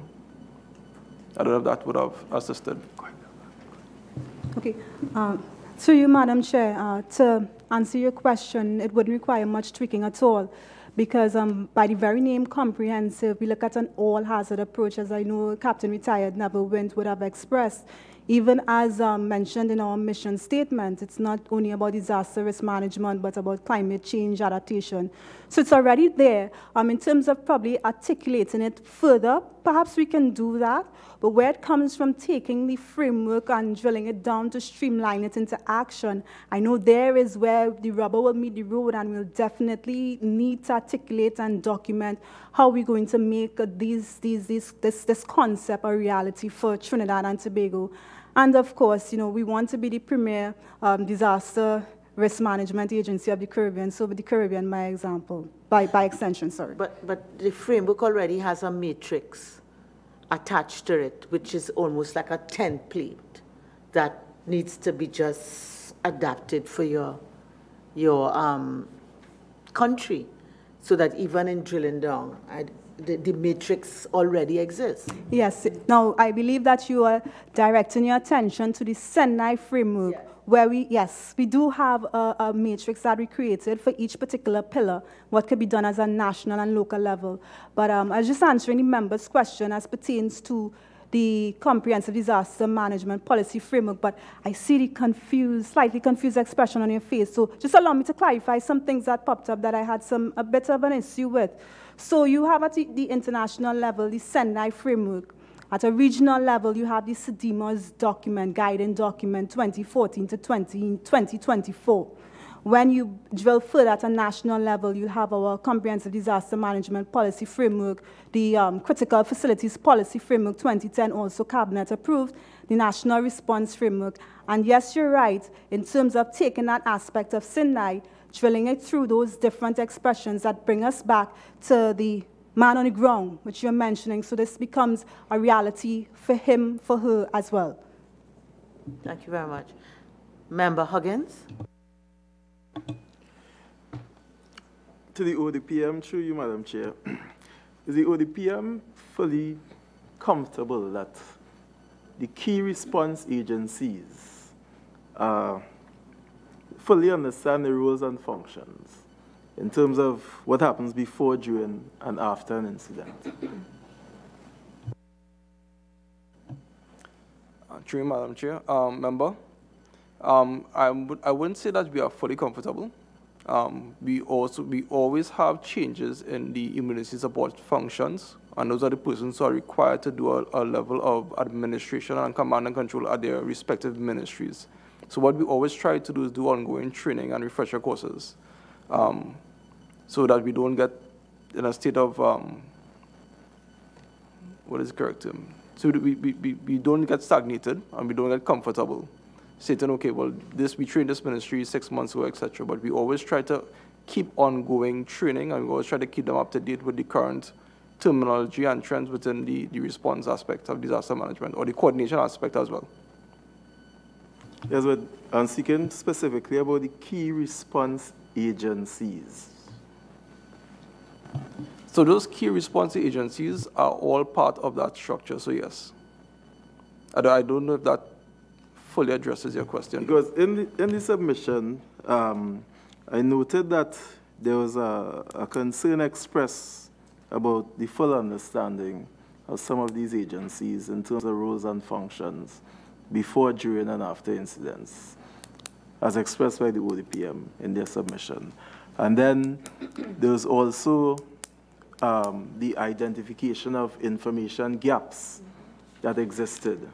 So in terms of those gaps, well, you all identify that you all have some initiatives ongoing to identify those gaps in terms of the information among the agencies and remedy those problems.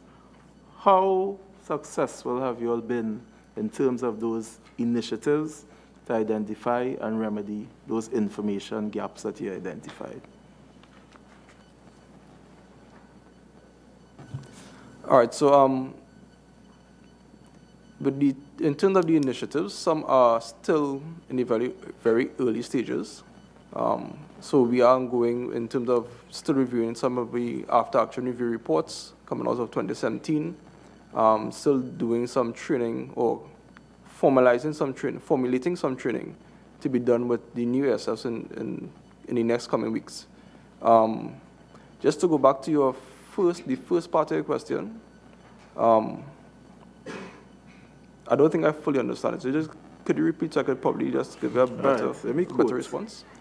And this is a submission from the ODPM. Key response agencies do not fully understand their roles and functions before, during, and after an incident. Okay, so we are looking at the implementation of the all-of-government approach, which would address some of those agencies. So the answer is yes, there are gaps, and there are agencies who don't understand their role before, during, and after. Some are still response-centric. So when an incident takes place, they think that this is what I have to do. I respond. But agencies do have a role before an incident. So we have the mitigation work to be done by many ministries, which are not always done in a timely manner. So yes, the answer is yes, there are gaps. And part of the legislation and some of the documentation we mentioned before, especially Sendai, would assist in addressing that through all of government. What is the impact of those gaps in terms of the ODPM carrying out its functions? So I'll give you a simple example. If the water courses are uncleaned properly during the dry season or they're not cleaned properly at all, you will get an impact of flooding. If the hillsides are not properly cleared, if you have a bad dry season, etc., you have bushfires, you'll have a high area of runoff. So all of these things work hand in hand, and they are all responsibilities of different ministries. So if the mitigation aspect is not done and the preparedness is not done, then you will have a higher impact when a hazard takes place. So that affects our function. It affects the Ministry of Rural Development and Local Government as well, and all other first responders. So that is the cause and effect.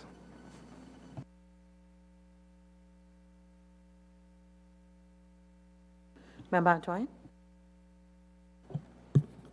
I was present at the Level 2 events in October and December last year.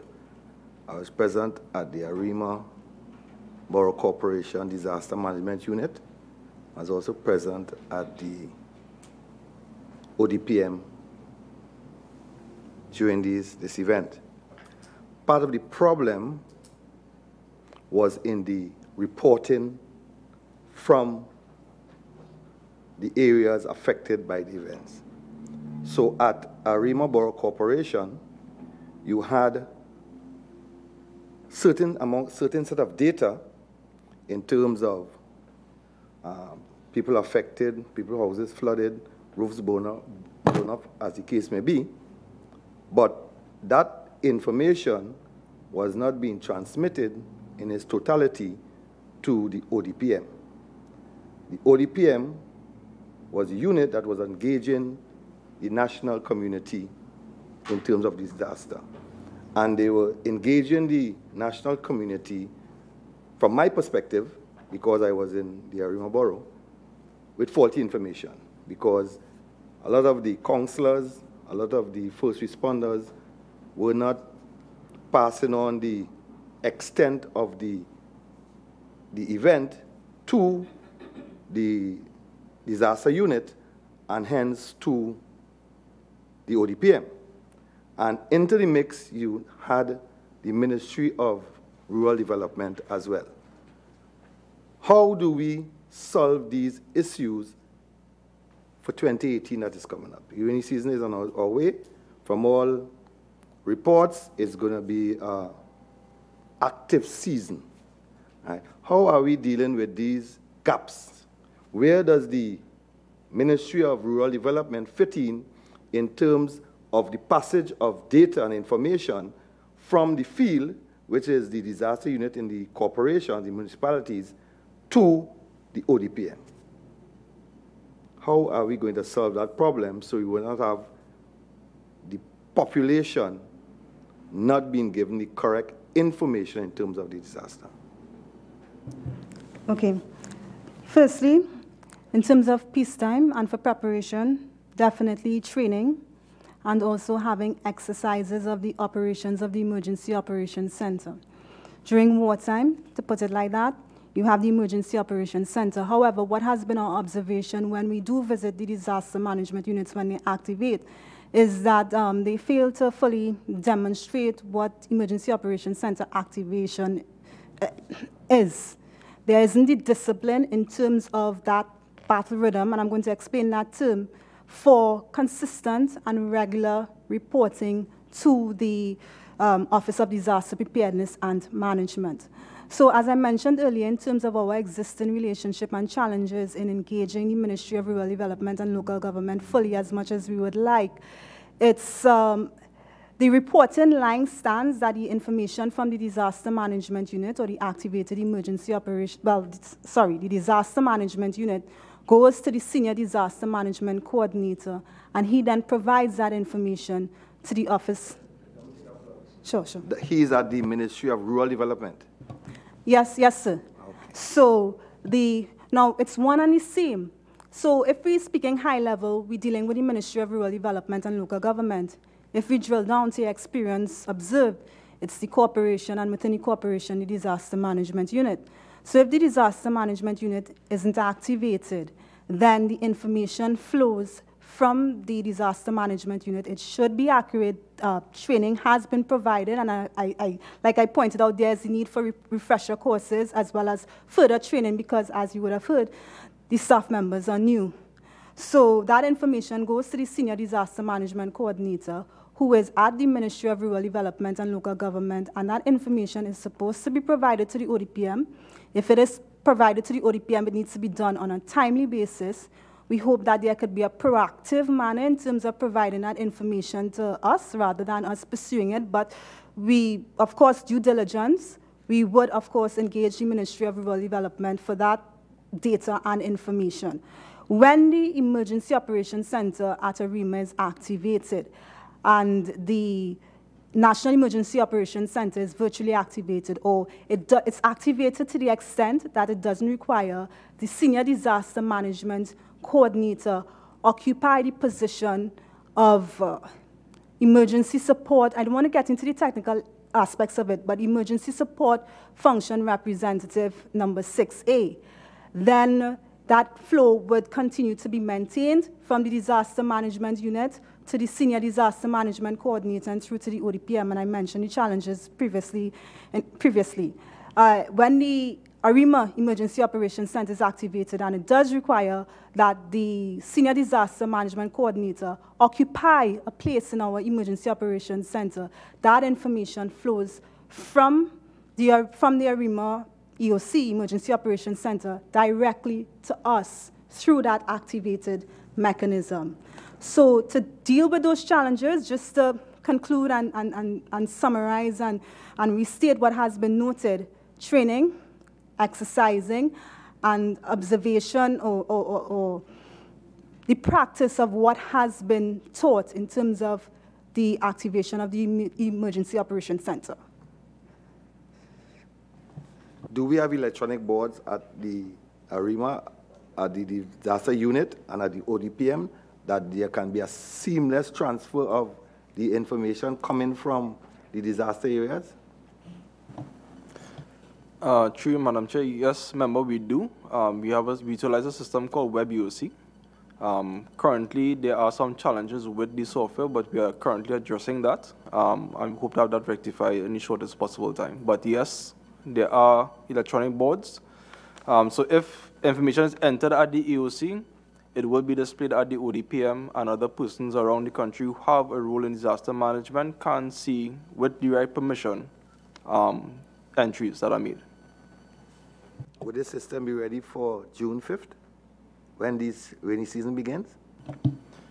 Based on what we're currently doing, yes, it should be ready. Okay. Member Mark? I just would like to ask Madam Chair, through you, to the ODPM. I think it was last year, if I recall, maybe it was, we were threatened with a possible hit from, I think it was Hurricane Brett, if I'm not mistaken, one of those hurricanes that were visiting the region. And school had to be closed very early that day. And I recall in Port of Spain, there was a literal disaster as everybody tried to rush out of the city in a state of panic and fear. Everybody heading home, of course. What I wanted to ask the ODPM, is there a well-organized and coordinated evacuation plan for major cities of this republic, be it Port of Spain, be it Scarborough? Well, I know Scarborough have their own TEMA, but ARIMA, Chagonas, San Fernando, Point Forte, but most importantly, Port of Spain.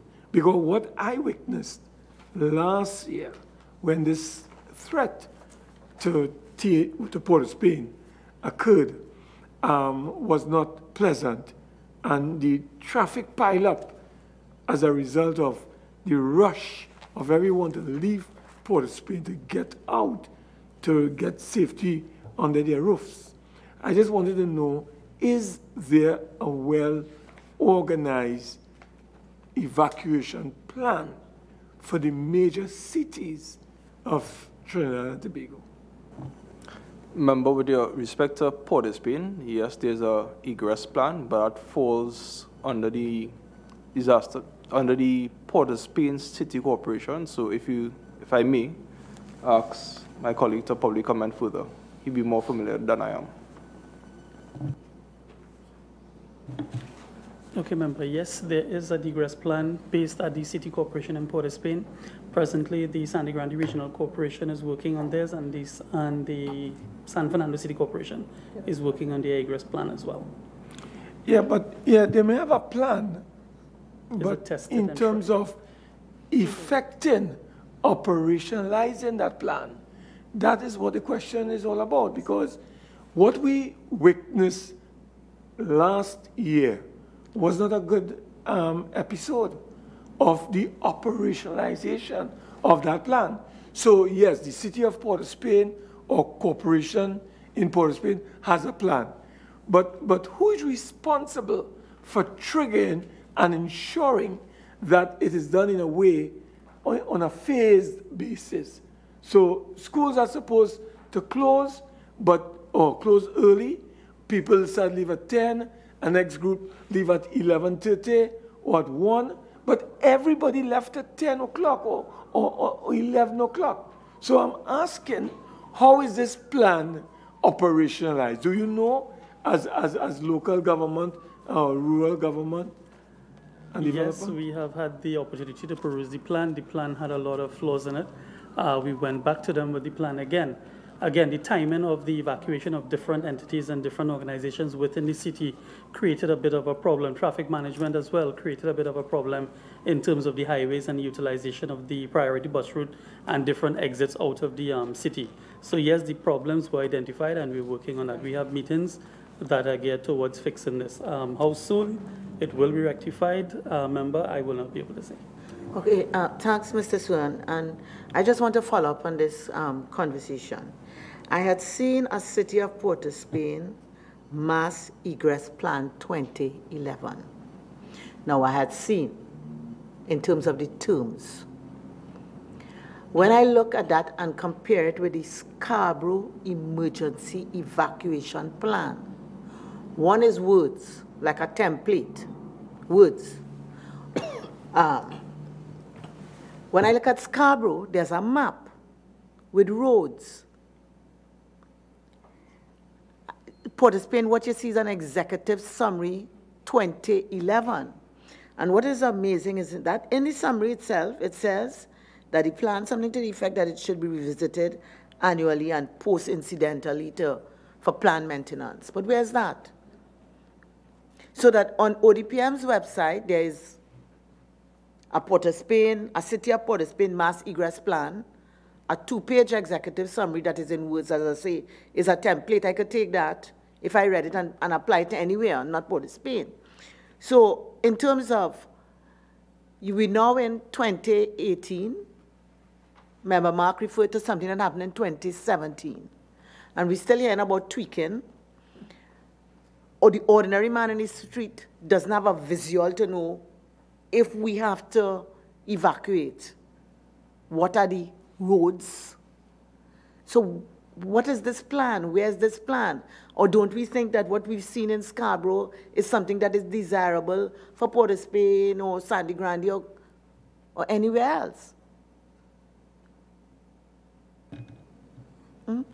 Madam Chairman, the plan does exist with all the different maps and the exit routes laid out within the mapping system.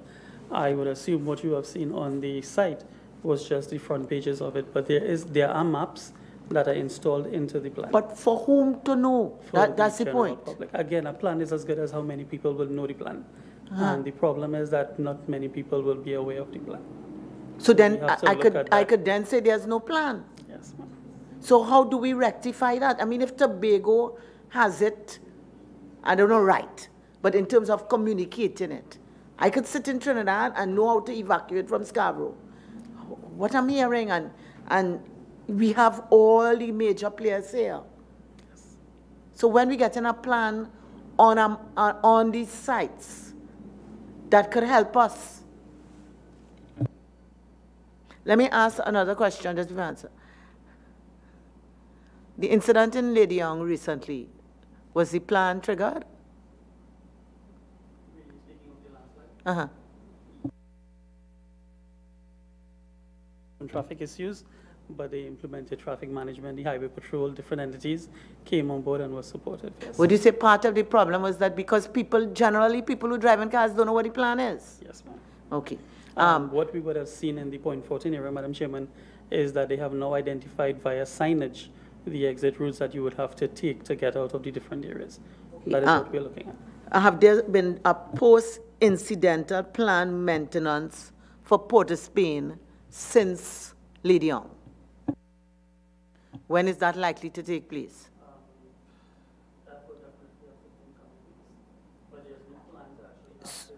So that, can I ask you then by the end of May to report to this committee where you all have reached with that? Okay, and if you will just bear me 1 minute. ODPM, referring to your submissions, hazard plans, landslide and flood susceptibility, and all of these lovely plans, okay? In terms of your hazard plan, would that include things like the landslip? Or let me ask, was Lady Young identified as a vulnerable area? Madam Chair, off the top of my head, I would not be able to answer that question. Was Cedrus identified in that hazard plan? I would not be able to share that off the top of my head. I could provide a written response if the committee requires, but I can't say off the top of my head. All right, let me ask any one of you all, since these occurrences, has anybody looked at the hazard plan or plans that exist to see whether they need updating in terms of areas that are vulnerable? Yes, ma'am. The 14 disaster management plans were updated and looked at in terms of the vulnerable areas, as well as the critical infrastructure in each area that was newly implemented and newly installed. So the disaster management plans at the 14 corporations were updated for this year. Was that shared with ODPM? Yes, ma'am. It went to ODPM for their pursual in terms of looking over the document and making sure that everything was in accordance with their plan so that we will fit into the scheme of works. Whose website is on? Each one of the 14 corporations, the disaster management plans are posted. However, if committee requires, we can have that provided to them. And ODPM, when is it then that your disaster, your hazard maps? Now, let me just ask something. Mr. Sue, yes, your plan is a hazard map like ODPM's? It is an ongoing hazard map, yes. So that if I went to any one of the regional corporations, I would see a hazard map? Yes, ma'am. And it would be updated? So if I went to the area with Cedrus, I would see what happened at that coastal? Yes, ma'am. It's and if I went to Port of Spain, I'd see what happened? All the vulnerable areas as well as the impacted areas within the last year, yes, ma'am. Okay. So ODPM, therefore it shouldn't be any issue in you updating your plan because it exists? Madam Chair, that aspect of the plan review and development is not really my area within the organization, so I could get that information for you and respond in writing. But I see your ICT? Yes, ma'am. Okay, but what I'm saying is this. I am not ODPM, but I could tell you it's not on your map. So all I want to know is when would your map become current? So what we do at the ODPM, after every hazard incident, we produce maps, and that map is stored within our GIS solution. So the production of current maps can be done because of how the system operates. So we would have maps. I don't know if we would be publishing or I don't know if we have published those maps recently. I know we are challenged with our GIS personnel at this time due to staffing issues. But we would have updated, and there's a process ongoing to make sure we have captured all of 2017, in the latter part of 2017 and 2018 into our GIS system. So I could find out if all of the incidents that we have that have been reported to us have been updated and those maps are current.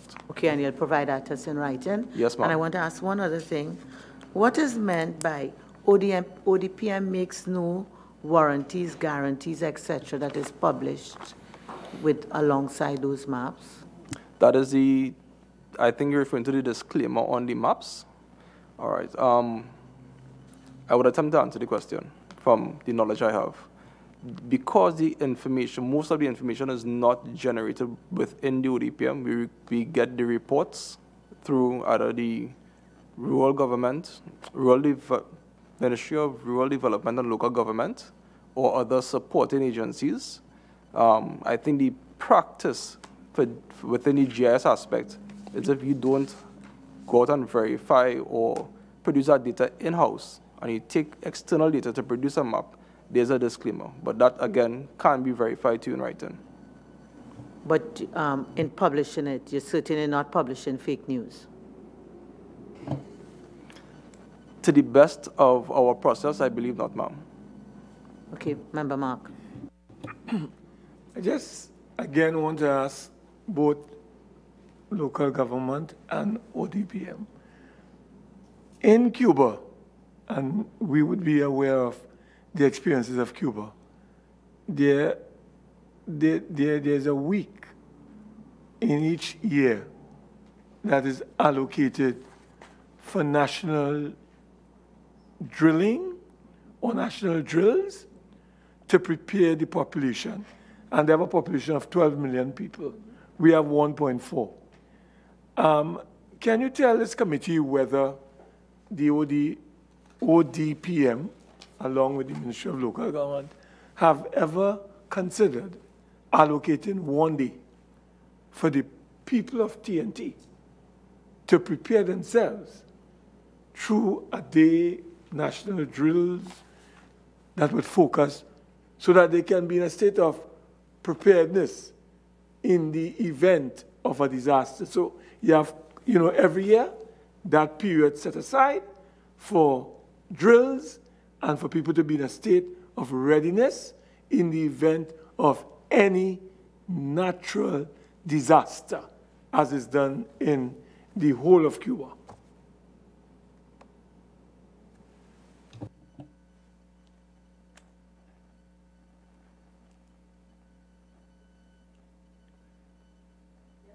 Sorry, yes, Mr. Marcia. Yes, ma'am. Yes, member.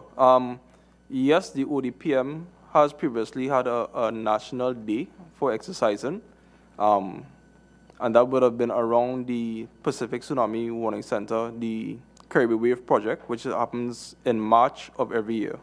So traditionally, for the last 6 to 7 years, we would have done exercises around that.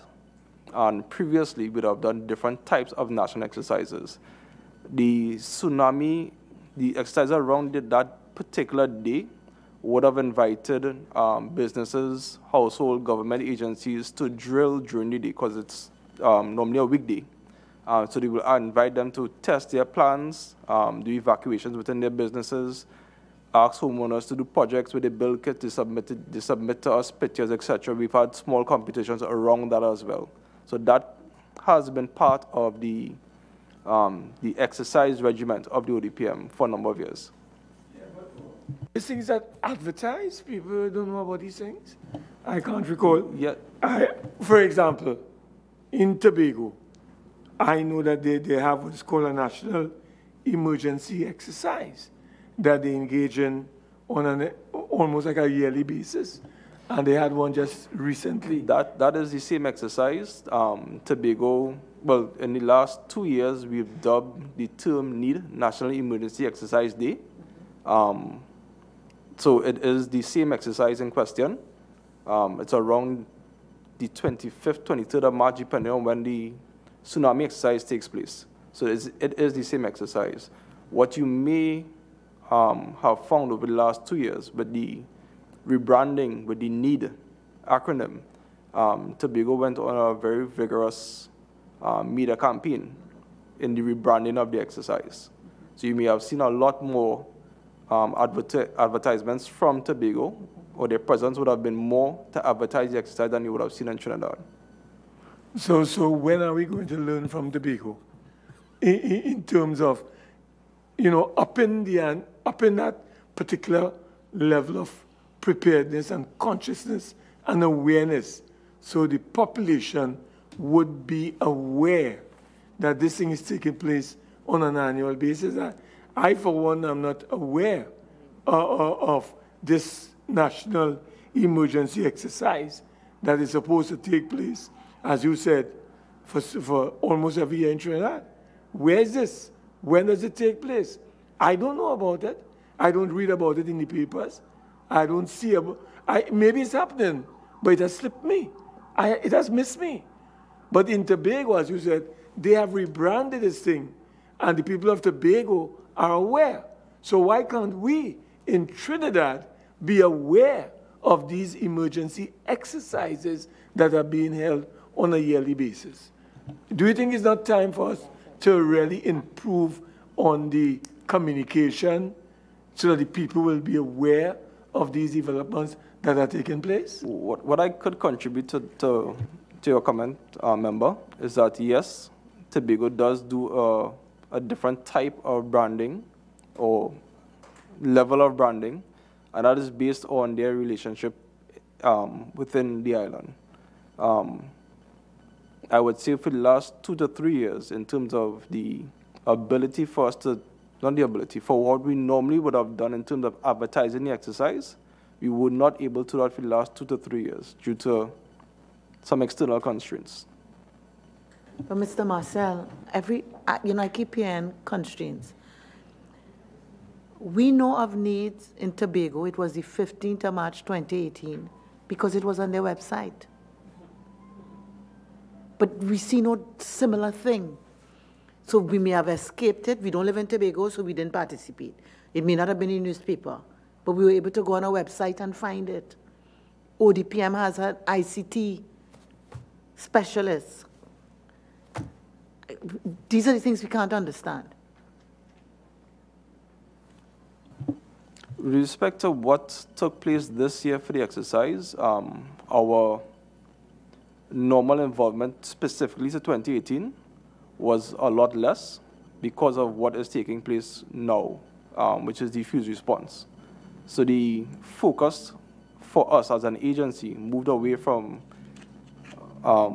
having that as the center exercise for the ODPM for this year into the fuse response. And that was, to put nicely, beyond our level. That was an instruction for us. So that's in this particular year, that's why we would not have had that level of advertising around that exercise. But there was activity for the exercise, just not as in the same scale as we would have done in the past. May I ask, this is my final question, Madam Chair. Can I ask both local government and your good self, how can we help? How can we help the ODPM and the Ministry of Local Government? Can you provide us with some tight recommendations for consideration? Because you seem to be crying out. You seem to be under some severe pressure and stresses. And how can we be of assistance as a parliamentary committee that will be submitting a report to the Parliament, right, on this exercise that we are engaging in? Could you share with us some of your concerns, some of your challenges, and so that we can take note of those challenges and see what we can do as a committee to deal with this whole question about natural disasters and national management disasters in the Republic of TNT?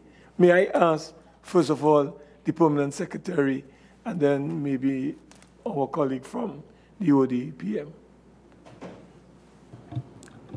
Member, the Ministry of Rural Development and Local Government recognizes that we have a very powerful committee before us.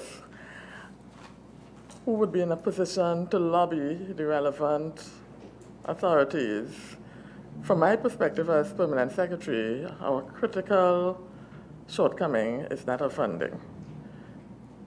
So I would be requesting, we will give you other information at a later date, but from my perspective, our critical shortcoming is funding.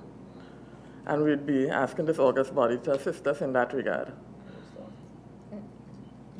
And may I ask my colleague from ODPM, how can we... Can I ask my colleague from the ODPM to share with us some of your challenges, and maybe like the Permanent Secretary can always place the rest in writing. You don't have to give us everything, but what you consider to be the key elements or key factors that are challenging your ability to perform more efficiently and effectively in dealing with the whole question about national disasters in this country. Member, thank you for the offer, and we will be providing written recommendations to the committee. But I could say, though, I think one of the key aspects is legislation, which would, as you mentioned before, would tie in all the aspects of disaster management within Trinidad and Tobago to make sure that we all operated on the same page, under the same guidance, same structure. I think also we are challenged, like our friends at Rural Development, with funding. And I think the last one I would recommend that, or mention at this time, is the staffing, which I know Ministry is trying to address as quickly as possible. But that is a big factor in the for us to produce the type of work that we would like to produce. Member Huggins? At the last inquiry, we spoke about the app, the ODPM app. Has any further work gone into fully activating the app?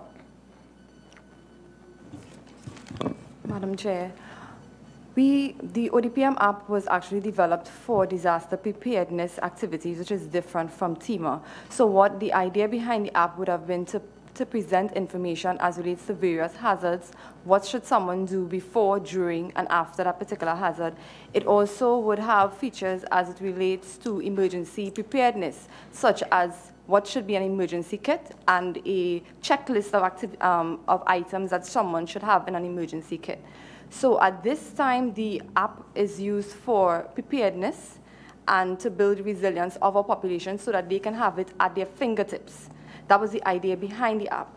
But to also add on in terms of what is needed in the ODPM would be a customer care center. We continue to advocate for that in the ODPM at this time. We have made recommendations for a customer care center where persons can report their incidents. Persons may know it as the 511 system that existed previously. The ministry transitioned this to the Trinidad and Tobago Police Service Command Center, and at this time, we do not have a customer care center. And any discussion as relates to that, it also affects our social media response, because a part of the customer care center included social media monitoring so that we can maintain an operational picture of what's happening through social media. Many persons will actually report what's happening on social media rather than reporting it to an agency sometimes. We may learn about a landslide or flooding through social media, and we need to keep an eye on what's happening through that, and that is where the customer care center comes in. We have submitted a proposal with 4 phases to the Ministry of National Security, and we continue to advocate for a customer care center. It is beyond reporting incidents. If we submit an advisory, if we actually publish an advisory, the population can actually call that call center for additional information and for support. It is beyond reporting an incident. It's about customer care. And we continue to advocate for that, especially the social media component of it. We need the call center, but we also need the social media monitoring component, and we continue to advocate for a customer care center. So do you all have any resources in terms of human resources dedicated to social media at present? I continue to support social media. However, my main function is not limited to social media. We need a person or persons who are actually dedicated to that function. We made recommendations for 4 social media persons to be added to the customer care center so that they can maintain a constant presence as relates to monitoring social media. At this time, what happens is that it's an additional function to an officer, and it's not the sole responsibility of an officer at this time. It is a separate function, and especially in terms of information sharing and gathering, because I see on your page you'll have like 53,000 persons, yeah? The content generation is okay, because you'll generate content, but again, resources are needed to be allocated, especially in terms of this social media activity here, because with 53,000 followers, and disseminating this type of information, because there are 3 components of social media, as you would know. The content generation, which you all are fairly okay with, and the engagement. Now, I've noticed that persons would have been asking questions and they would not have been getting responses. And if you don't have that engagement, eventually persons just treat it as a poster, as opposed to somewhere where they could give and get active feedback. So in terms of the engagement, because you all have a portal here on Facebook where you all can be very effective in terms of disseminating information. And it would probably help to fill the gap of that larger resource that is needed to fund a call center or 24-hour operation. So the third element, so you have the content, fairly fine. The engagement, of course, you need persons who could actively engage persons. And there's actually disseminating information, because I see some very important notices here from yourself, from the Ministry of Works, but you have 9 likes and you have 11 shares. I'm talking about emergency media releases and so forth. So that also needs to be managed, because these posts can't just be added on a page. They have to be sponsored, they have to be boosted. You have to work with your demographics and make sure that the message gets out there. But I'm saying that you all have a platform here on Facebook that you all can build on to engage people. Because at the last inquiry, we were talking about the whole sensitization issue and how much people really know about what is going on and the function of the ODPM. So that's a point to note there, right? Also, can you give us a little more information, because I see you have it as your profile pic here, this fuse response initiative, this crisis response exercise, but it's ongoing now. It's between 16th and the 27th. Can you give us a little more details on what that is about and how is the ODPM involved?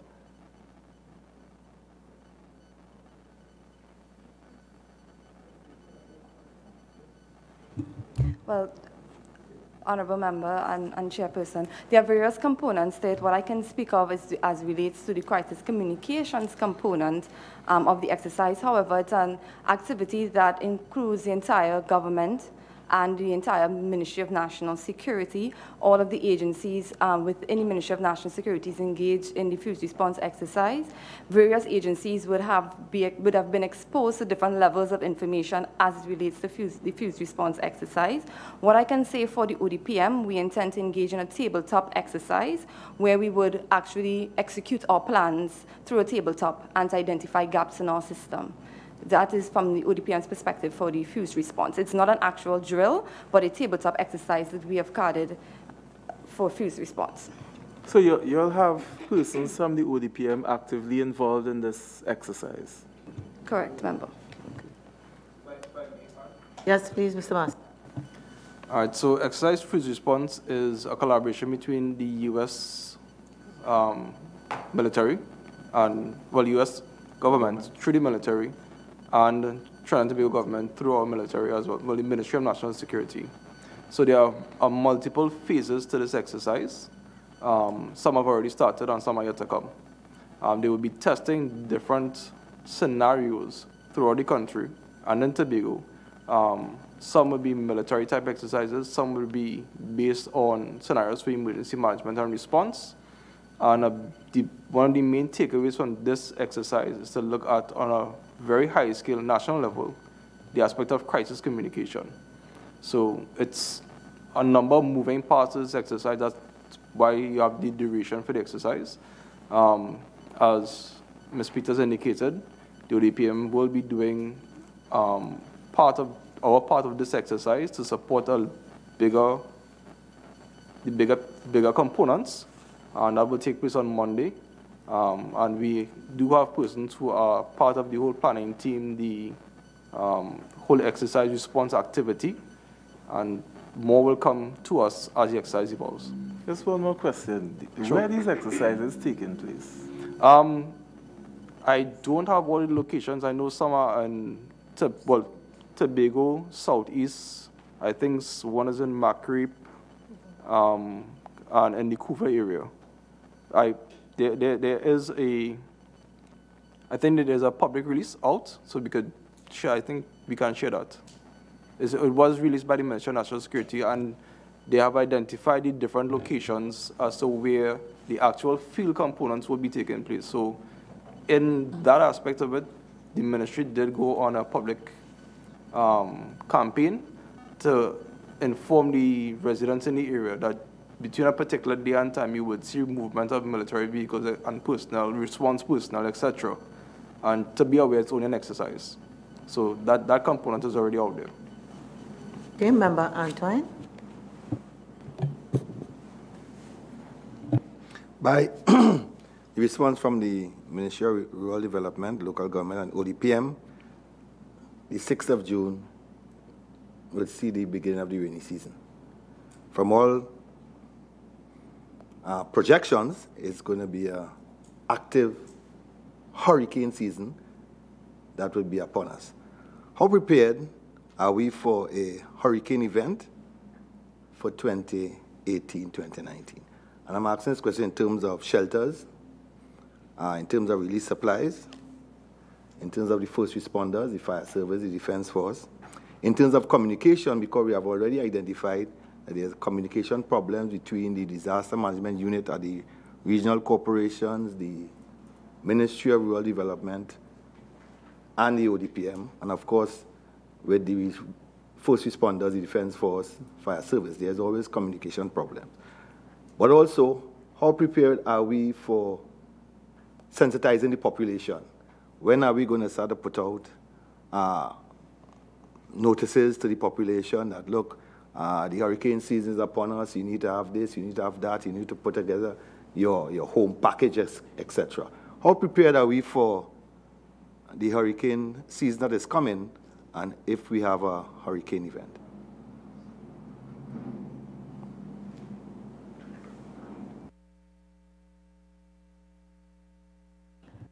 Maybe we could redirect that to the senior coordinator in the Ministry of Rural Development and Local Government, because the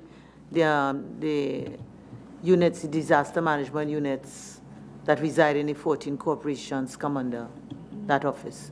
Thank you, Madam Chair. Member, the inspections of the disaster management unit shelters that are positioned within the regions have been completed by the regional corporations.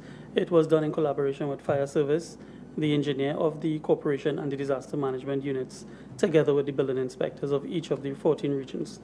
These inspections were completed. Some issues were identified with some shelters as to the positions and structural integrity and all these things. So we have since changed around a little bit as to where we would put persons in the event of an emergency. We had some issues with schools as well, being available during school time if there's an emergency. We have now worked that out with Ministry of Sport. Allocations in terms of resources have been positioned throughout the 14 corporations. Again, as we have been clamoring, funding seems to be a problem where we can now purchase items and have in stock. So we're working with that. We're working with other agencies and other entities. For example, in Point Fortin, they're working with a lot of the agencies down there, the NGOs and things, to have these items to assist Burgesses in the event. Preparation of the population, we have on our webpage a lot of issues, just like the ODPM would be doing. We have the regional corporation disaster units going into the schools, going into the communities, constant outreach programs. One of the things that is taking place is that the ministry is now taking, as we spoke about the staff meetings to the community We can't get the community to come to us for the start meeting. We are now taking these meetings to them. We're using this as an opportunity now to spread the word of disaster management and preparedness throughout the country as well as through the schools. Member Webster Roy. Thank you. How are you taking the start meetings to the communities? Earlier you said that. How are you taking the start meetings to the communities? All right. We would take the start meetings, for example, into a community center.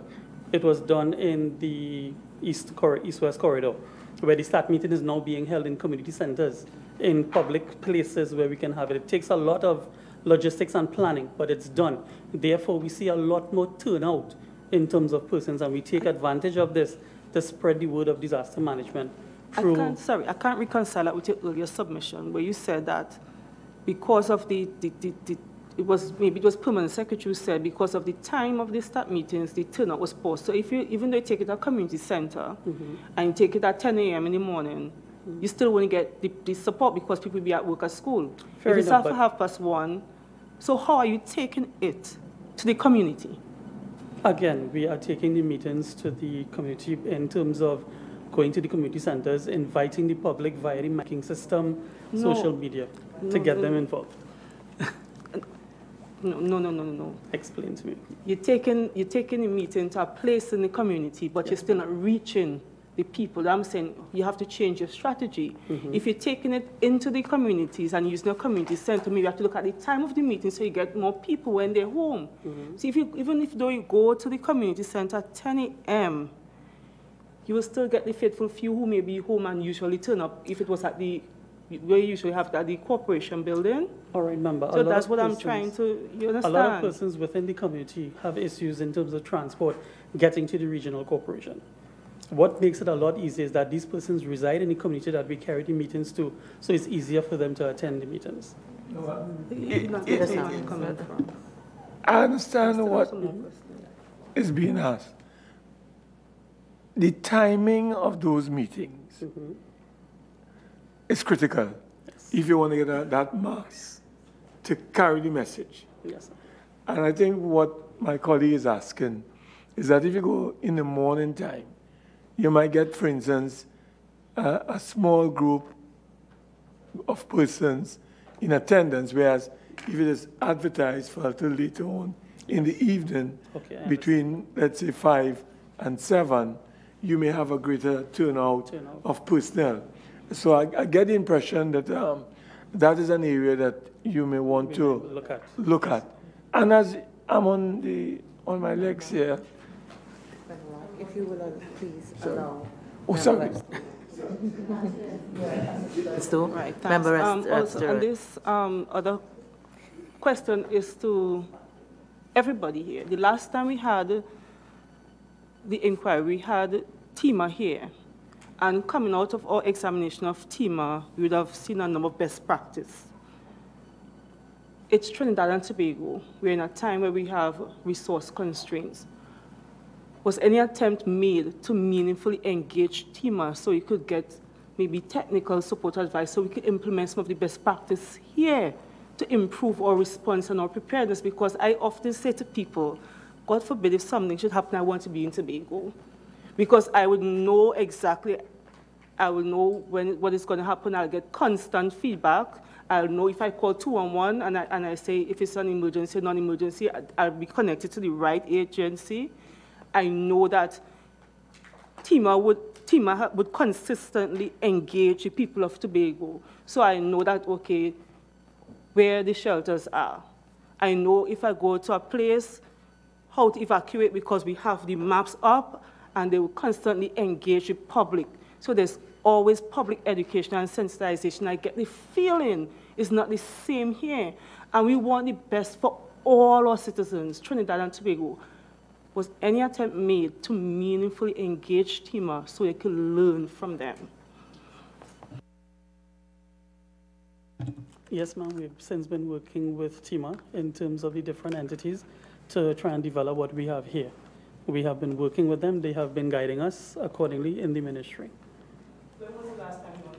I spoke with Mr. Allen on Thursday of last week when we visited, no, Thursday of the week before. That is when we visited the program that had to do with fuse response at the Fusion Center. No. And we had a meeting outside after of that. fuse response.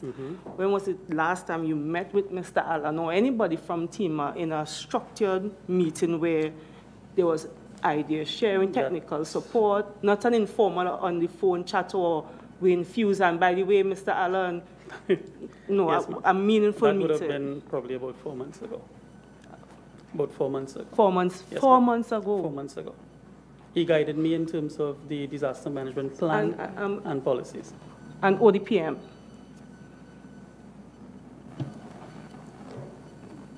With respect to that level of engagement, there's always that reporting and sharing of information between the ODPM and TIMA, specifically to adopt best practices. You would have the technical officers at the ODPM liaising with the technical officers at TIMA, and you would have Captain Wind liaising with either Mr. Stewart or the other senior personnel at TIMA to look at the all-government approach and what can be adopted, what we have that we're doing that may be somewhat better than what they're doing, and then vice versa.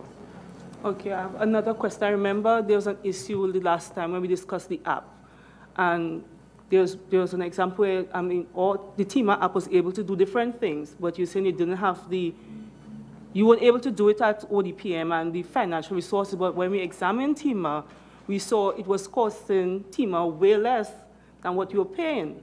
Have you then engaged TIMA again to see how you could update your app and also have the cost benefit from whatever approach they would have used? Specifically, I do not believe so, but I could verify that with Captain Wind. But from my interaction, no. Okay. Okay, and I just want to ask the Permanent Secretary, Ministry of Rural Development and Local Government, coming back to the submission of the information regarding the financial reports, and to let you know, yes, we've since got a copy of it, and thank you. And I just want to ask one question. In terms of, you had indicated in your submission that monitoring the regional corporations is a bit problematic, and I think you sort of developed that here by saying you can't monitor real time. Therefore, I will expect monitoring through the reporting system post facto becomes more important.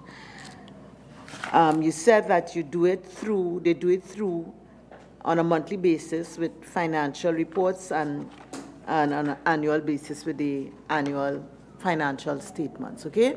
When I look at the submission, I see that most of the regional corporations, maybe save and except Port of Spain and Samoa Laventil Regional Corporation, at least up to 2016, 2017 with their unaudited financial statements. In terms of Diego Martin, I see that information is outstanding. I don't know for what period. And then in others, I'm seeing that their most recent audited financial statement, let's say for San Fernando, is 2003, 2004. Let's say for Cuba Tabakit, Talparo, 2004, 2005. And I want to ask, what do you see as your role as Permanent Secretary in getting the accounting officers who are under you to ensure that these audited financial statements and unaudited financial statements are produced in a timely manner, because this must be an important monitoring tool for you? Madam Chair, it certainly is an important monitoring tool and a critical public document, because we're talking about expenditure of government funds and accounting for such.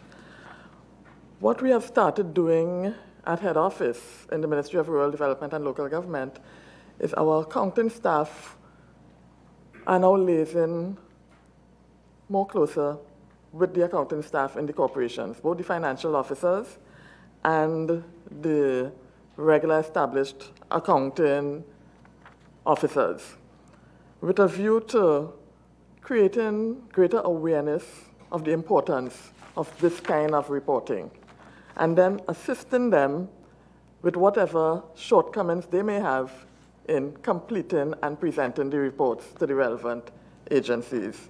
It is a work in progress because, as we can see from the table, some corporations are 10 years in the past. So we are doing a lot of work within recent times to bring them up to current status. And do you have, excuse me, just a minute, do you have any timelines from any of them? Have you demanded or obtained from them any timelines with respect to coming to deed?